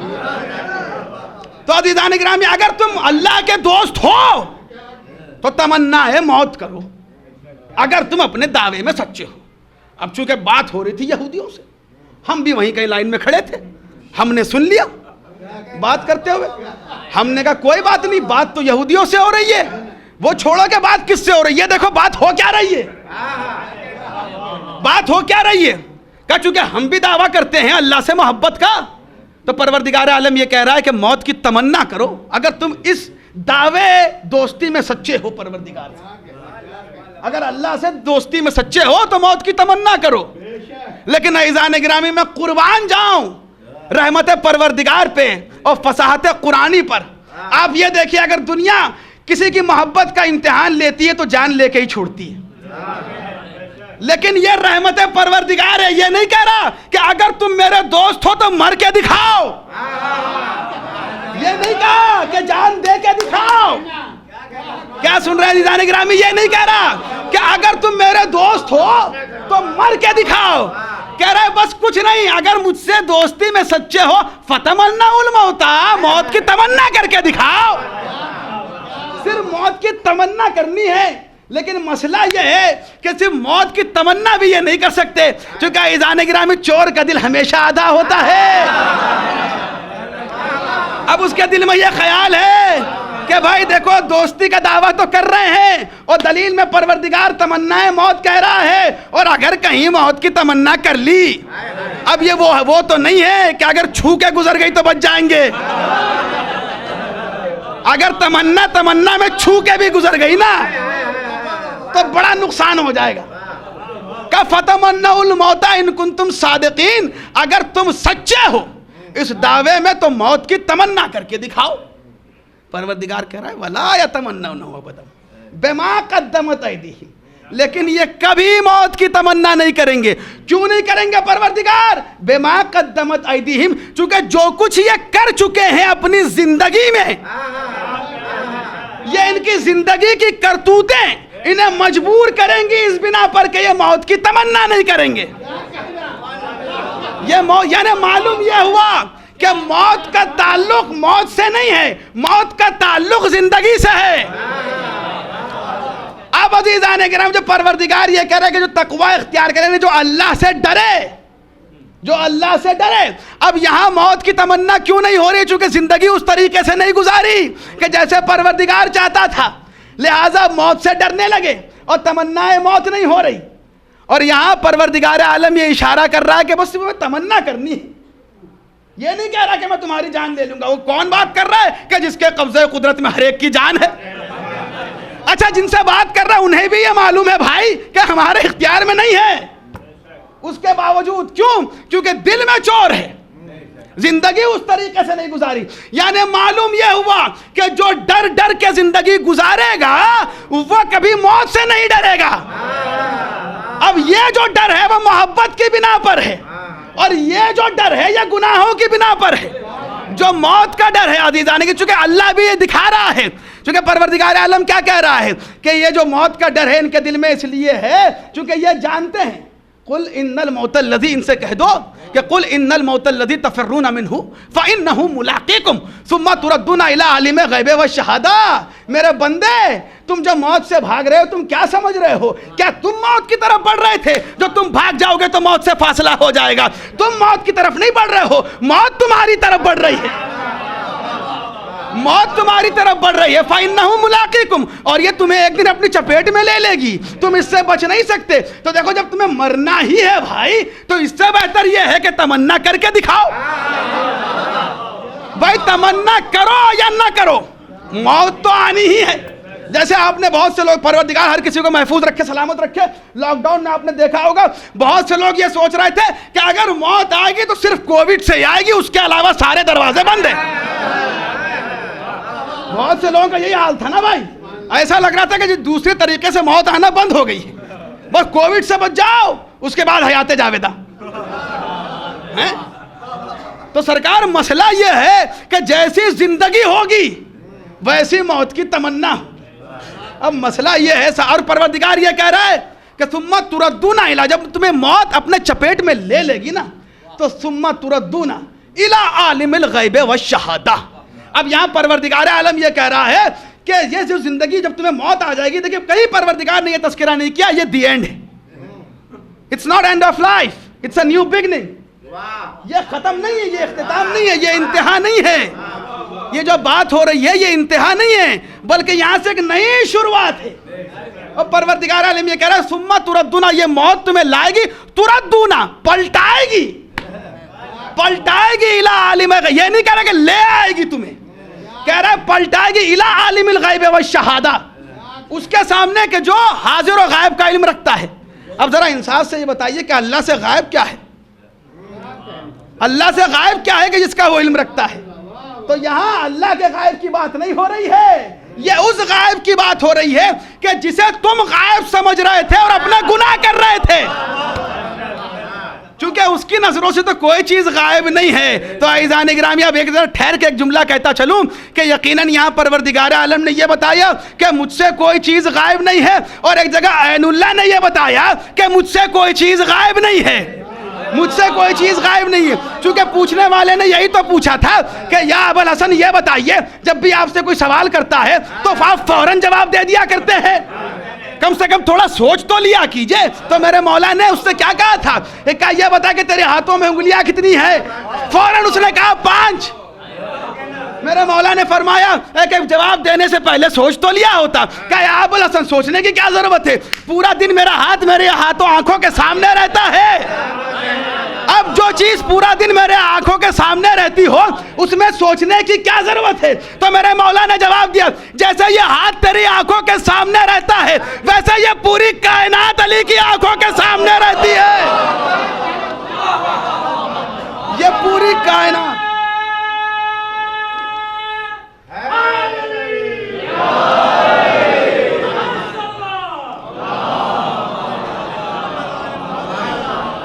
سلامت رہیں آپ.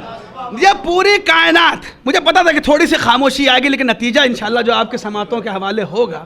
ظاہر سی بات ہے میں نے آپ کے سامنے قرآن صامت کی آیتیں پڑھی ہیں اور قرآن ناطق کے ذریعے سے اس کا نتیجہ بھی پیش نہیں کیا ہے، لیکن یہ خاموشی بڑی اچھی تھی. ایسا لگ رہا تھا کہ آپ کسی اچھے نتیجے کے لیے محنت کر رہے ہیں.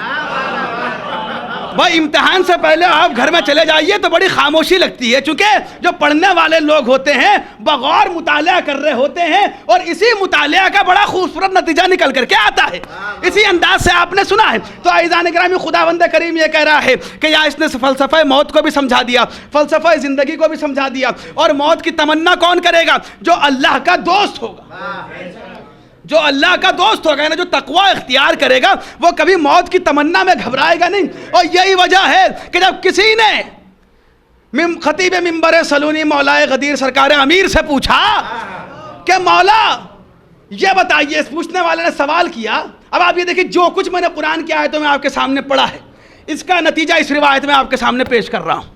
ایک سے سوال کرنے والے نے سوال کیا کہ مولا یہ بتائیے کہ واجب کیا ہے اور اس سے زیادہ واجب کیا ہے؟ واجب کیا ہے اس سے زیادہ واجب کیا ہے؟ اور قریب کیا ہے اس سے زیادہ قریب کیا ہے؟ عجیب کیا ہے اس سے زیادہ عجیب کیا ہے؟ اور مشکل کیا ہے اس سے زیادہ مشکل کیا ہے؟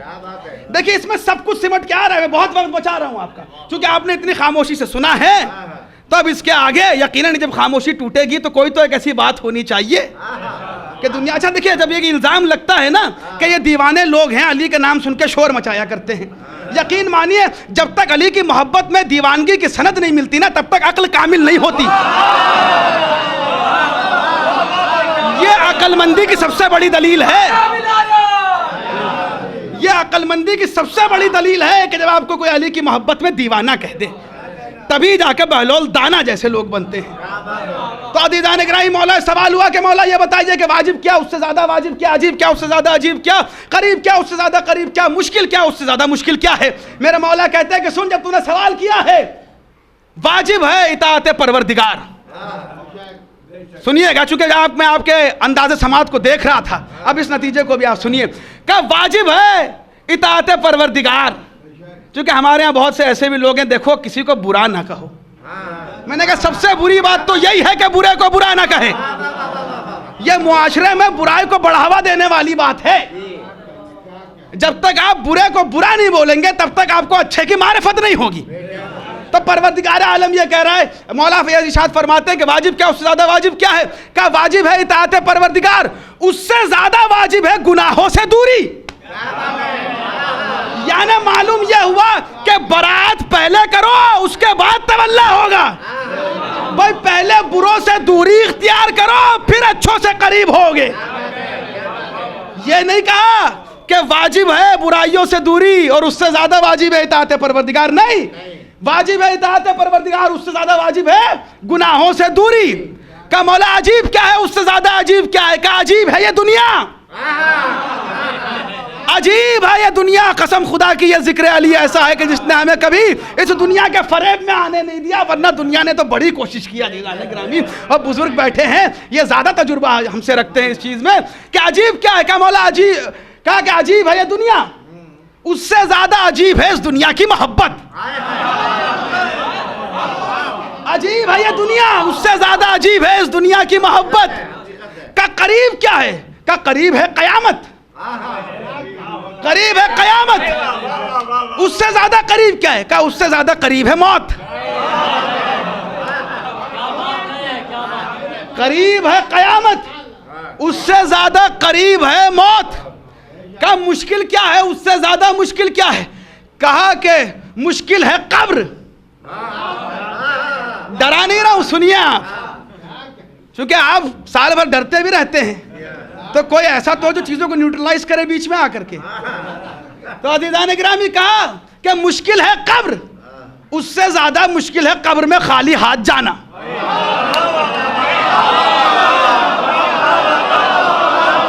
سلامت رہے۔ مشکل ہے قبر، اس سے زیادہ مشکل قبر میں خالی ہاتھ جانا۔ اب یہ دنیا کے محاورے ہیں، اس لیے سنا رہا ہوں چونکہ ہمارے بھی کچھ ایسے ہیں کہ جو دنیا کی عجیب محبت میں آ کر کے دنیاوی محاورے کہنے لگتے ہیں کہ بھائی خالی ہاتھ آئے تھے خالی ہاتھ جانا ہے۔ یہ ہمارے یہاں نہیں ہوتا۔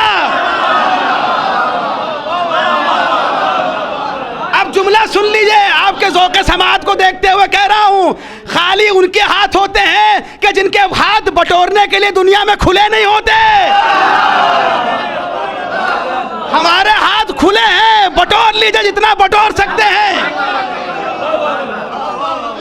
خدا کا شکر ہے نہ ہم خالی ہاتھ آتے ہیں نہ خالی ہاتھ جاتے ہیں،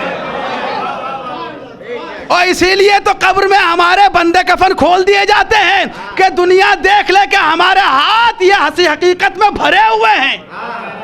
عجیب بات ہے کہ دنیا یہ لکھتی ہوئی نظر آتی ہے کہ سکندر بھی گیا تو ہاتھ کفن کے باہر نکال کے کہ دنیا کو بتا رہا تھا کہ خالی ہاتھ جا رہا ہوں۔ وہ دنیا کے سکندر ہوں گے، یہ مولا کے کمبر ہیں کہ جو نہ خالی ہاتھ آتے ہیں نہ خالی ہاتھ جاتے ہیں۔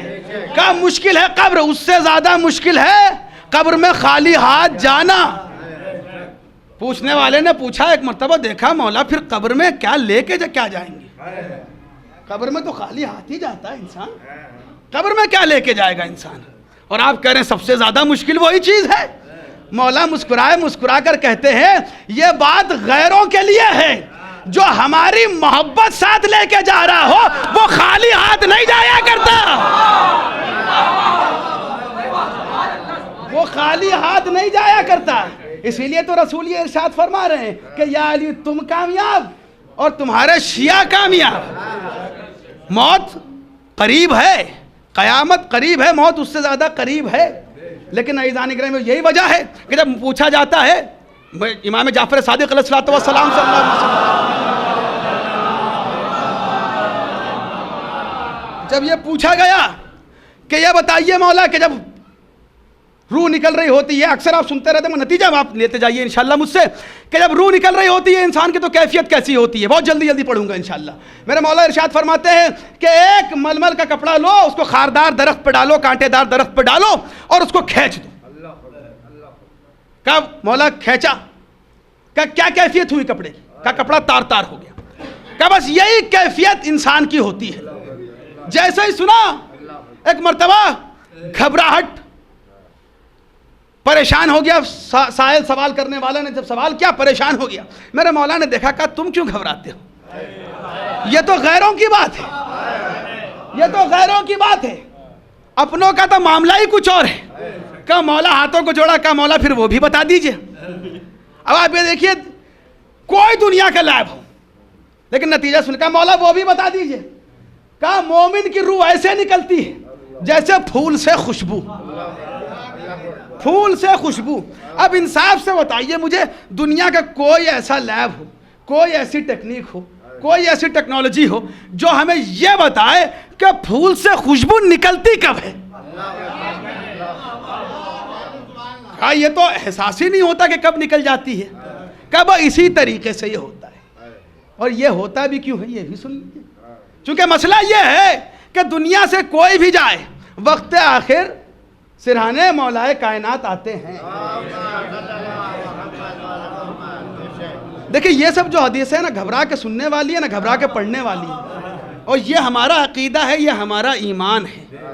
اور جس کی بنا پر فتمنوا الموت جو ہم کرتے ہیں نا، اس کی بنا یہ ہے، یہ محبت ہے، محبت علی ہے کہ جس کی بنا پر اللہ کے ہم سچے دوست بنتے ہیں.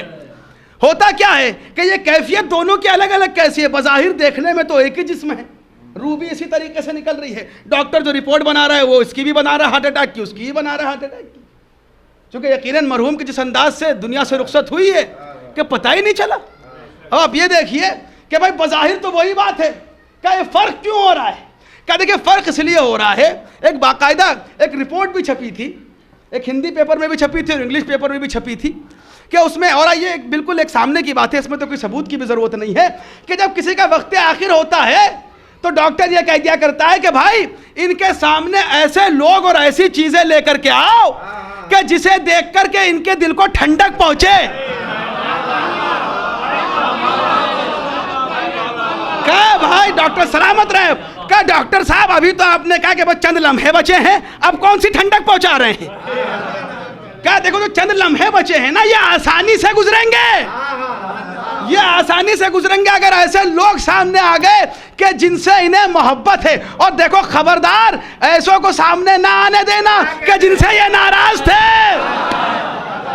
جن سے یہ ناراض تھے.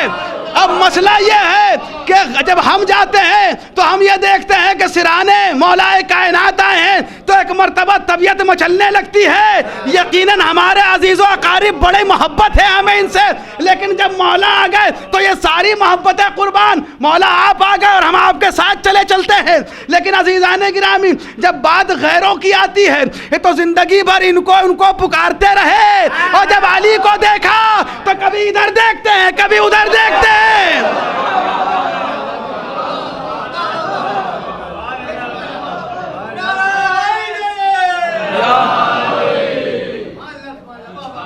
سارا کا سارا جو کامیابی کا معیار ہے وہ تو یہی ہے کہ کوئی مرے تو کامیاب ہو، دنیا سے جائے تو کامیاب ہو. ورنہ دنیا میں کامیابی کی کیا دلیل ہے، کیا سند ہے، کیا معیار ہے؟ اور کامیابی کی جو دوڑ ہے تو شکم مادر سے شروع ہو جاتی ہے. بس میں بات کو تمام کر رہا ہوں، شکم مادر سے شروع ہو جاتی ہے. بچہ جب ماں کی شکم میں آتا ہے ماں سوچنے لگتی ہے کہ دنیا میں آ جائے تو میں کامیاب.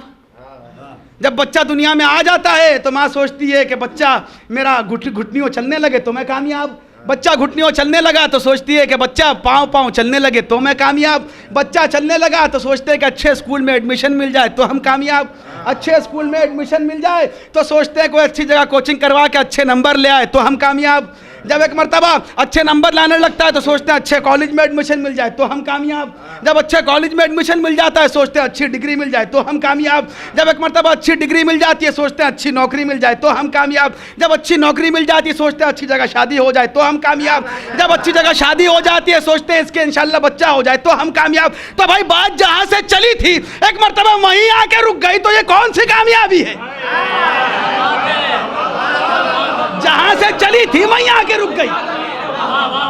اور ہر بار آپ یہ کہتے ہیں بس یہ ہو جائے تو کامیاب, وہ ہو جائے تو کامیاب, اور اس کے بعد پھر کہتے ہیں کہ یہ مل جائے تو کامیاب, وہ مل جائے تو کامیاب. مسئلہ کیا ہے؟ کا مسئلہ یہ ہے کہ جیسے یہ کامیابی ملتی ہے دل کو اطمینان نہیں ملتا, اور اطمینان دل یہ کہتا ہے کہ جو بڑی کامیابی ہے وہ بھی مل جائے. تو معلوم یہ ہوا کہ کامیابی کا جو تعلق ہے وہ در حقیقت اطمینان قلب سے ہے, دل کے اطمینان سے ہے. تو عزیزان گرامی, جب ہم نے ایک مرتبہ دنیا کے بڑے بڑے لوگوں کی طرف نظر دوڑا کر کے دیکھی, ایک مرتبہ ہمیں کوئی کامیاب نظر نہ آیا. کوئی ایسا نہیں تھا کہ جو ہمیں مفہوم کامیابی بتاتا, جو ہمیں یہ بتاتا کہ اطمینان قلب کیا ہوتا ہے, اطمینان کسے کہتے ہیں, کامیابی کسے کہتے ہیں. لیکن عزیزان گرامی, بس میں بات کو تمام کر رہا ہوں, اب آپ جیسے چاہے سنیں. میں کامیابی پہ ایک آخری فل سٹاپ لا کے لگا رہا ہوں, چونکہ یہ فل سٹاپ میرا لگایا وہ نہیں ہے, یہ پروردگار عالم کا لگایا وہ فل سٹاپ ہے. اب اس کے آگے کامیابی کی کوئی دلیل و سند نہیں ہے. تو عزیزان گرامی, جب دنیا داروں کی طرف دیکھا تو کوئی کامیابی کا مفہوم بتانے والا ہمیں دنیا میں نظر نہ آیا. بس عزیزان گرامی, ایک مرتبہ جب کوفے کی محراب کو دیکھا اور کربلا کے ریگستان کو دیکھا, ایک کامیابی باپ کی نظر آئی, ایک کامیابی بیٹے کی نظر آئی. 21 رمضان کو 19 رمضان کو جب علی کے سجدے کو دیکھا اور سنا فزتو برب الکعبہ, کہ کعبے کے رب کی قسم میں کامیاب ہوا. چونکہ دنیا سے جتنے لوگ گئے, اچھے لوگ جو علی کے مقابلے میں بھی آئے, وہ تقوی کی بنا پر یہ کہتے ہوئے گئے, چونکہ لوگوں نے کہا یہ تو ان کا تقوی تھا, یہ کہتے ہوئے گئے کہ کاش کہ تھوڑی سی مہلت اور مل جاتی. اور جناب تو یہ بھی کہتے ہوئے گئے کہ میں یہ نہ ہوتا, وہ ہوتا, نہ جانے کیا کیا ہوتا. تو یہ کون سی کامیابی؟ سنیے, یہ محض ایک جذبات نہیں ہے, علی تم کامیاب ہو, تمہارے شیعہ کامیاب ہو. چونکہ علی کے شیعوں کے علاوہ کوئی اور کیسے کامیاب ہو سکتا ہے کہ جب ان کے جو بڑے تھے وہ خود یہ کہہ رہے ہیں کہ ہم کامیاب نہ ہوئے, تو ان کے پیچھے چلنے سے کیا فائدہ؟ انہوں نے تو زندگی میں یہ بات کہہ دی تھی کہ اگر میں ٹیڑھا چلوں تو مجھے سیدھا کر دینا. تو یہ ٹیڑھا چلنے والے سلامت رہیے, یہ ٹیڑھا چلنے والے ہمیں کامیابی کا مفہوم کیا بتائیں گے؟ اور جس کو دنیا میں جو بڑے بڑے عظیم شخصیتوں میں نام لکھا لوگوں نے, خود الیگزینڈر جو سکندر تھا وہ یہ کہتا ہوا گیا, جو کانکرر آف دی ورلڈ تھا وہ یہ کہتا ہوا گیا کہ اگر تھوڑی سی مہلت اور مل جاتی تو کچھ ملک اور فتح ہو جاتے. تو بھائی اتنے بڑے دا گریٹ کانکرر بننے کے بعد بھی یہ کیا بات ہے کہ تھوڑی سی مہلت اور مل جاتی؟ کا مسئلہ یہ ہے کہ اتنا کرنے کے بعد بھی دل کو اطمینان نہیں ملا. دنیا بھلے کامیاب کہہ رہی ہو لیکن اپنی نظر میں خود یہ کامیاب نہیں ہے.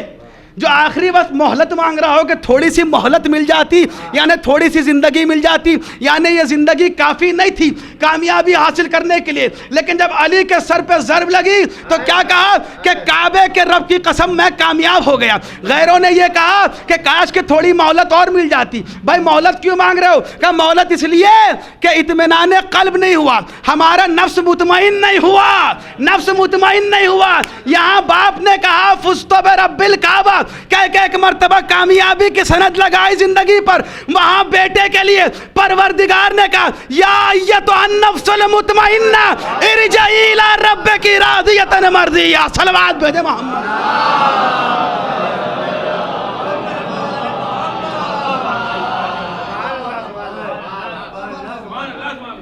عزیزان گرامی, مسلسل میری گھڑی پہ نظر تھی اور میں کوشش یہ کر رہا تھا کہ معین وقت میں بات کو سمیٹ کے ختم کر دوں. اور یقیناً ایک عزادار کی مجلس ہے, اور اس سے بڑی سعادت کیا ہو سکتی ہے کہ مجلس کا انتظام کرتے ہوئے کوئی دنیا سے جائے. اس سے بڑی سعادت کیا ہو سکتی ہے, چونکہ یقیناً مولا کائنات سراہنے آتے ہیں, لیکن جب کوئی مجلس کی تیاری کر رہا ہو ایسا لگتا ہے کہ زہرا کا پورا گھرانہ اس کے استقبال کے لیے. آپ تصور کریں کہ تاریخ کے اعتبار سے اس سے زیادہ خوش نصیبی کیا چاہیے؟ یہ کامیابی نہیں ہے تو اور کیا ہے؟ آپ انصاف سے بتائیے کہ کوئی مجلس کی تیاری کر رہا ہو، فرش عزا بچھا رہا ہو، تبرک کا انتظام کر رہا ہو، اور جناب سکینہ کی شہادت ہو، جمعرات کا دن ہو، باوضو ہو کر کے نماز پڑھنے کے بعد بھائی ایسا لگتا ہے کہ موت ان کا انتظار نہیں کر رہی تھی، ایسا لگتا ہے کہ یہ ایسے جانے والے اپنے آقا کے دیدار کے لیے تڑپ رہے تھے۔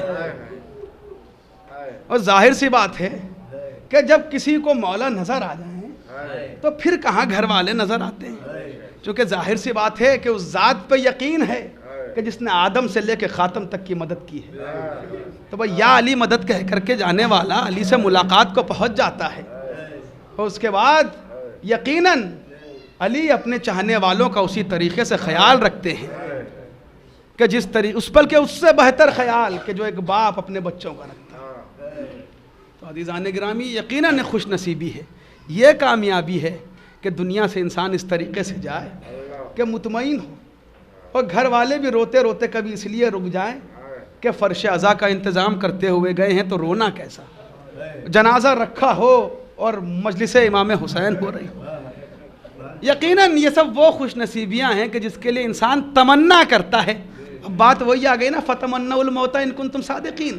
اب یقین انصاف سے بتائیے، میں نے آپ کے سامنے ایک منظر کھینچا، یہاں بیٹھے ہر کسی کے دل میں یہی تمنا ہو رہی ہوگی کہ پروردگار جب بلانا تو ایسے ہی بلانا۔ تو اب انصاف سے بتائیے فرش عزا ہے یا نہیں ہے وہ چیز کہ جس کی وجہ سے، جس کے صدقے میں تمنا موت اس انداز سے ہوتی ہے کہ جس انداز سے پروردگار عالم چاہتا ہے۔ ہاں عزیزان گرامی، لیکن ذرا آپ تصور کریں کہ انسان جانے سے پہلے اپنے عزیز و اقارب سے ملاقات کر کے جاتا ہے۔ ذرا کربلا کے میدان میں آئیے اور آنے کے بعد دیکھیں یقیناً بیٹوں کے دل پہ ایک داغ جدائی ہے، ایک کے باپ رخصت ہو گیا عزیزان گرامی، لیکن کربلا کے میدان میں جب ایک باپ اپنے بیٹے سے آخری ملاقات کو آیا، یہ خیمہ سید سجاد کا تھا، ایک مرتبہ اٹھایا، اسرار امامت حوالے کیے، زینب کو ساتھ لیا، کہا زینب میرے ساتھ چلو، ایسا نہ ہو کہ سید سجاد کو میں روک نہ پاؤں۔ وہ ایک مرتبہ سید سجاد نے آنکھ کھولی اور ایک مرتبہ بابا کے چہرے کی جانب دیکھا، اور دیکھنے کے بعد کہا بابا ابھی تو بھیا علی اکبر کے ساتھ آئے تھے لیکن چہرے پہ یہ خون تو نہیں تھا، بابا کیا ماجرا ہے؟ اب اصغر کے رونے کی آواز نہیں آتی، کیا اصغر کو پانی مل گیا؟ ارے چچا عباس کہاں ہیں؟ وہ حسین کہتے گئے قد قتل قد قتل، ایک جملہ کہا بیٹا وہ اتنا سمجھ لو کہ مردوں میں اب ہمارے اور تمہارے علاوہ کوئی نہیں بچا، اجرکم اللہ۔ عزیزان گرامی بس مختصر سے مسائب تاکہ مرحوم کے پسماندگان کے لیے تسکین قلب ہو جائے۔ بس ایک مرتبہ حسین کسی طریقے سے بیٹے سے تو رخصت ہو گئے، لیکن ذرا تصور کریں، دیکھیں بیٹیوں سے رخصت ہونا آسان نہیں ہوتا۔ جناب مولا آپ کے بچوں کو سلامت رکھے، جناب ابراہیم نے پروردگار سے بیٹی مانگی تھی، جب پروردگار نے پوچھا ابراہیم بیٹی مانگنے کا سبب کیا ہے تو کہا پروردگار ارے بیٹی جنازے کی زینت ہوتی ہے۔ ہاں جب جنازہ اٹھتا ہے تو بیٹیاں آ کر کے باپ سے لپٹ جاتی ہیں، اور جب جنازہ گھر سے نکلنے لگتا ہے تو بیٹیاں چھوڑتی نہیں ہیں، ارے جنازے کو ایک مرتبہ گلے سے لگانے لگتی ہے کہ ہم رخصت نہ ہونے دیں گے۔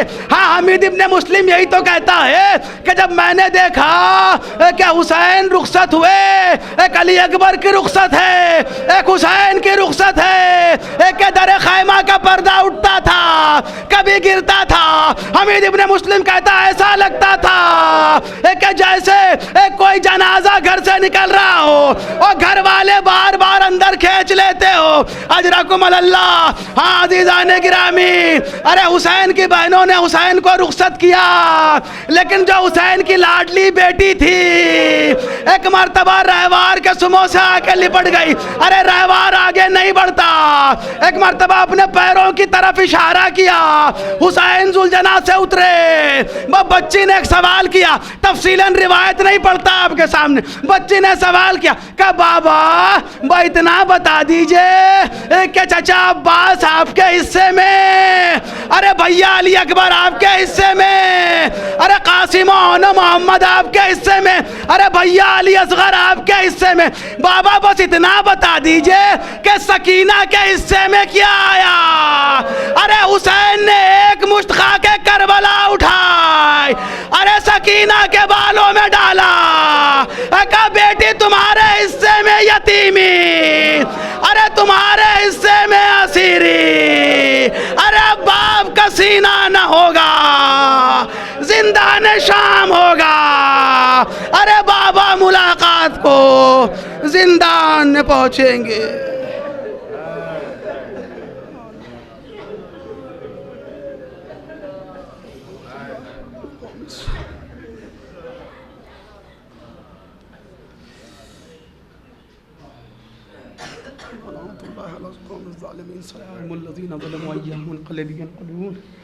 بار الہ ہماری اس عظیم عبادت کی مختصر سی کوشش کو قبول فرما. پروردگارہ اس مجلس کے ثواب کو مرحوم کے بلندی درجات کا سبب قرار دے. پروردگار اس ثواب کے ذریعے سے مرحوم کے قبر کو منور فرما. پروردگار پسماندگان کو صبر جمیل عطا فرما, کوئی غم نہ دے سوائے غم مظلوم کربلا. پروردگار مرحوم کی نسلوں کو محبت اہل بیت پہ, ولایت اہل بیت پہ قائم و دائم رکھنا. پروردگارہ جہاں جہاں بھی شیعان حیدر کرار ان کی جان مال عزت آبرو کی حفاظت فرما. پروردگارہ ہمارے مراجع اکرام, ہمارے علماء ذاکرین, خطبہ, مرثی خان, سوس خان, نوح خان, ماتمداران امام مظلوم, تمام عزاداران امام مظلوم کو اپنی حفظ و امان میں رکھ. پروردگارہ ہمارے مسجد, ہمارے امام بارگاہ, ہمارے ادبات عالیات, ادبات مقدسات کی حفاظت فرما. پروردگار تمام شیعان حیدر کرار کو اس وبا سے محفوظ رکھ. جو اس وبا میں مبتلا ہے پروردگار انہیں شفاء کاملہ اور عاجلہ عطا فرما. جو بھی شیعان حیدر کرار کسی بھی طریقے کی مرض و بیماری مبتلا ہے پروردگار تجھے واسطہ بیمار کربلا کا انہیں شفاء کاملہ اور عاجلہ عنایت فرما. پروردگارہ جلد از جلد امام زمانہ کا ظہور فرما, ہمیں ان کے اعوان و انصار میں شمار فرما. ربنا تقبل منا انک انت السمیع العلیم.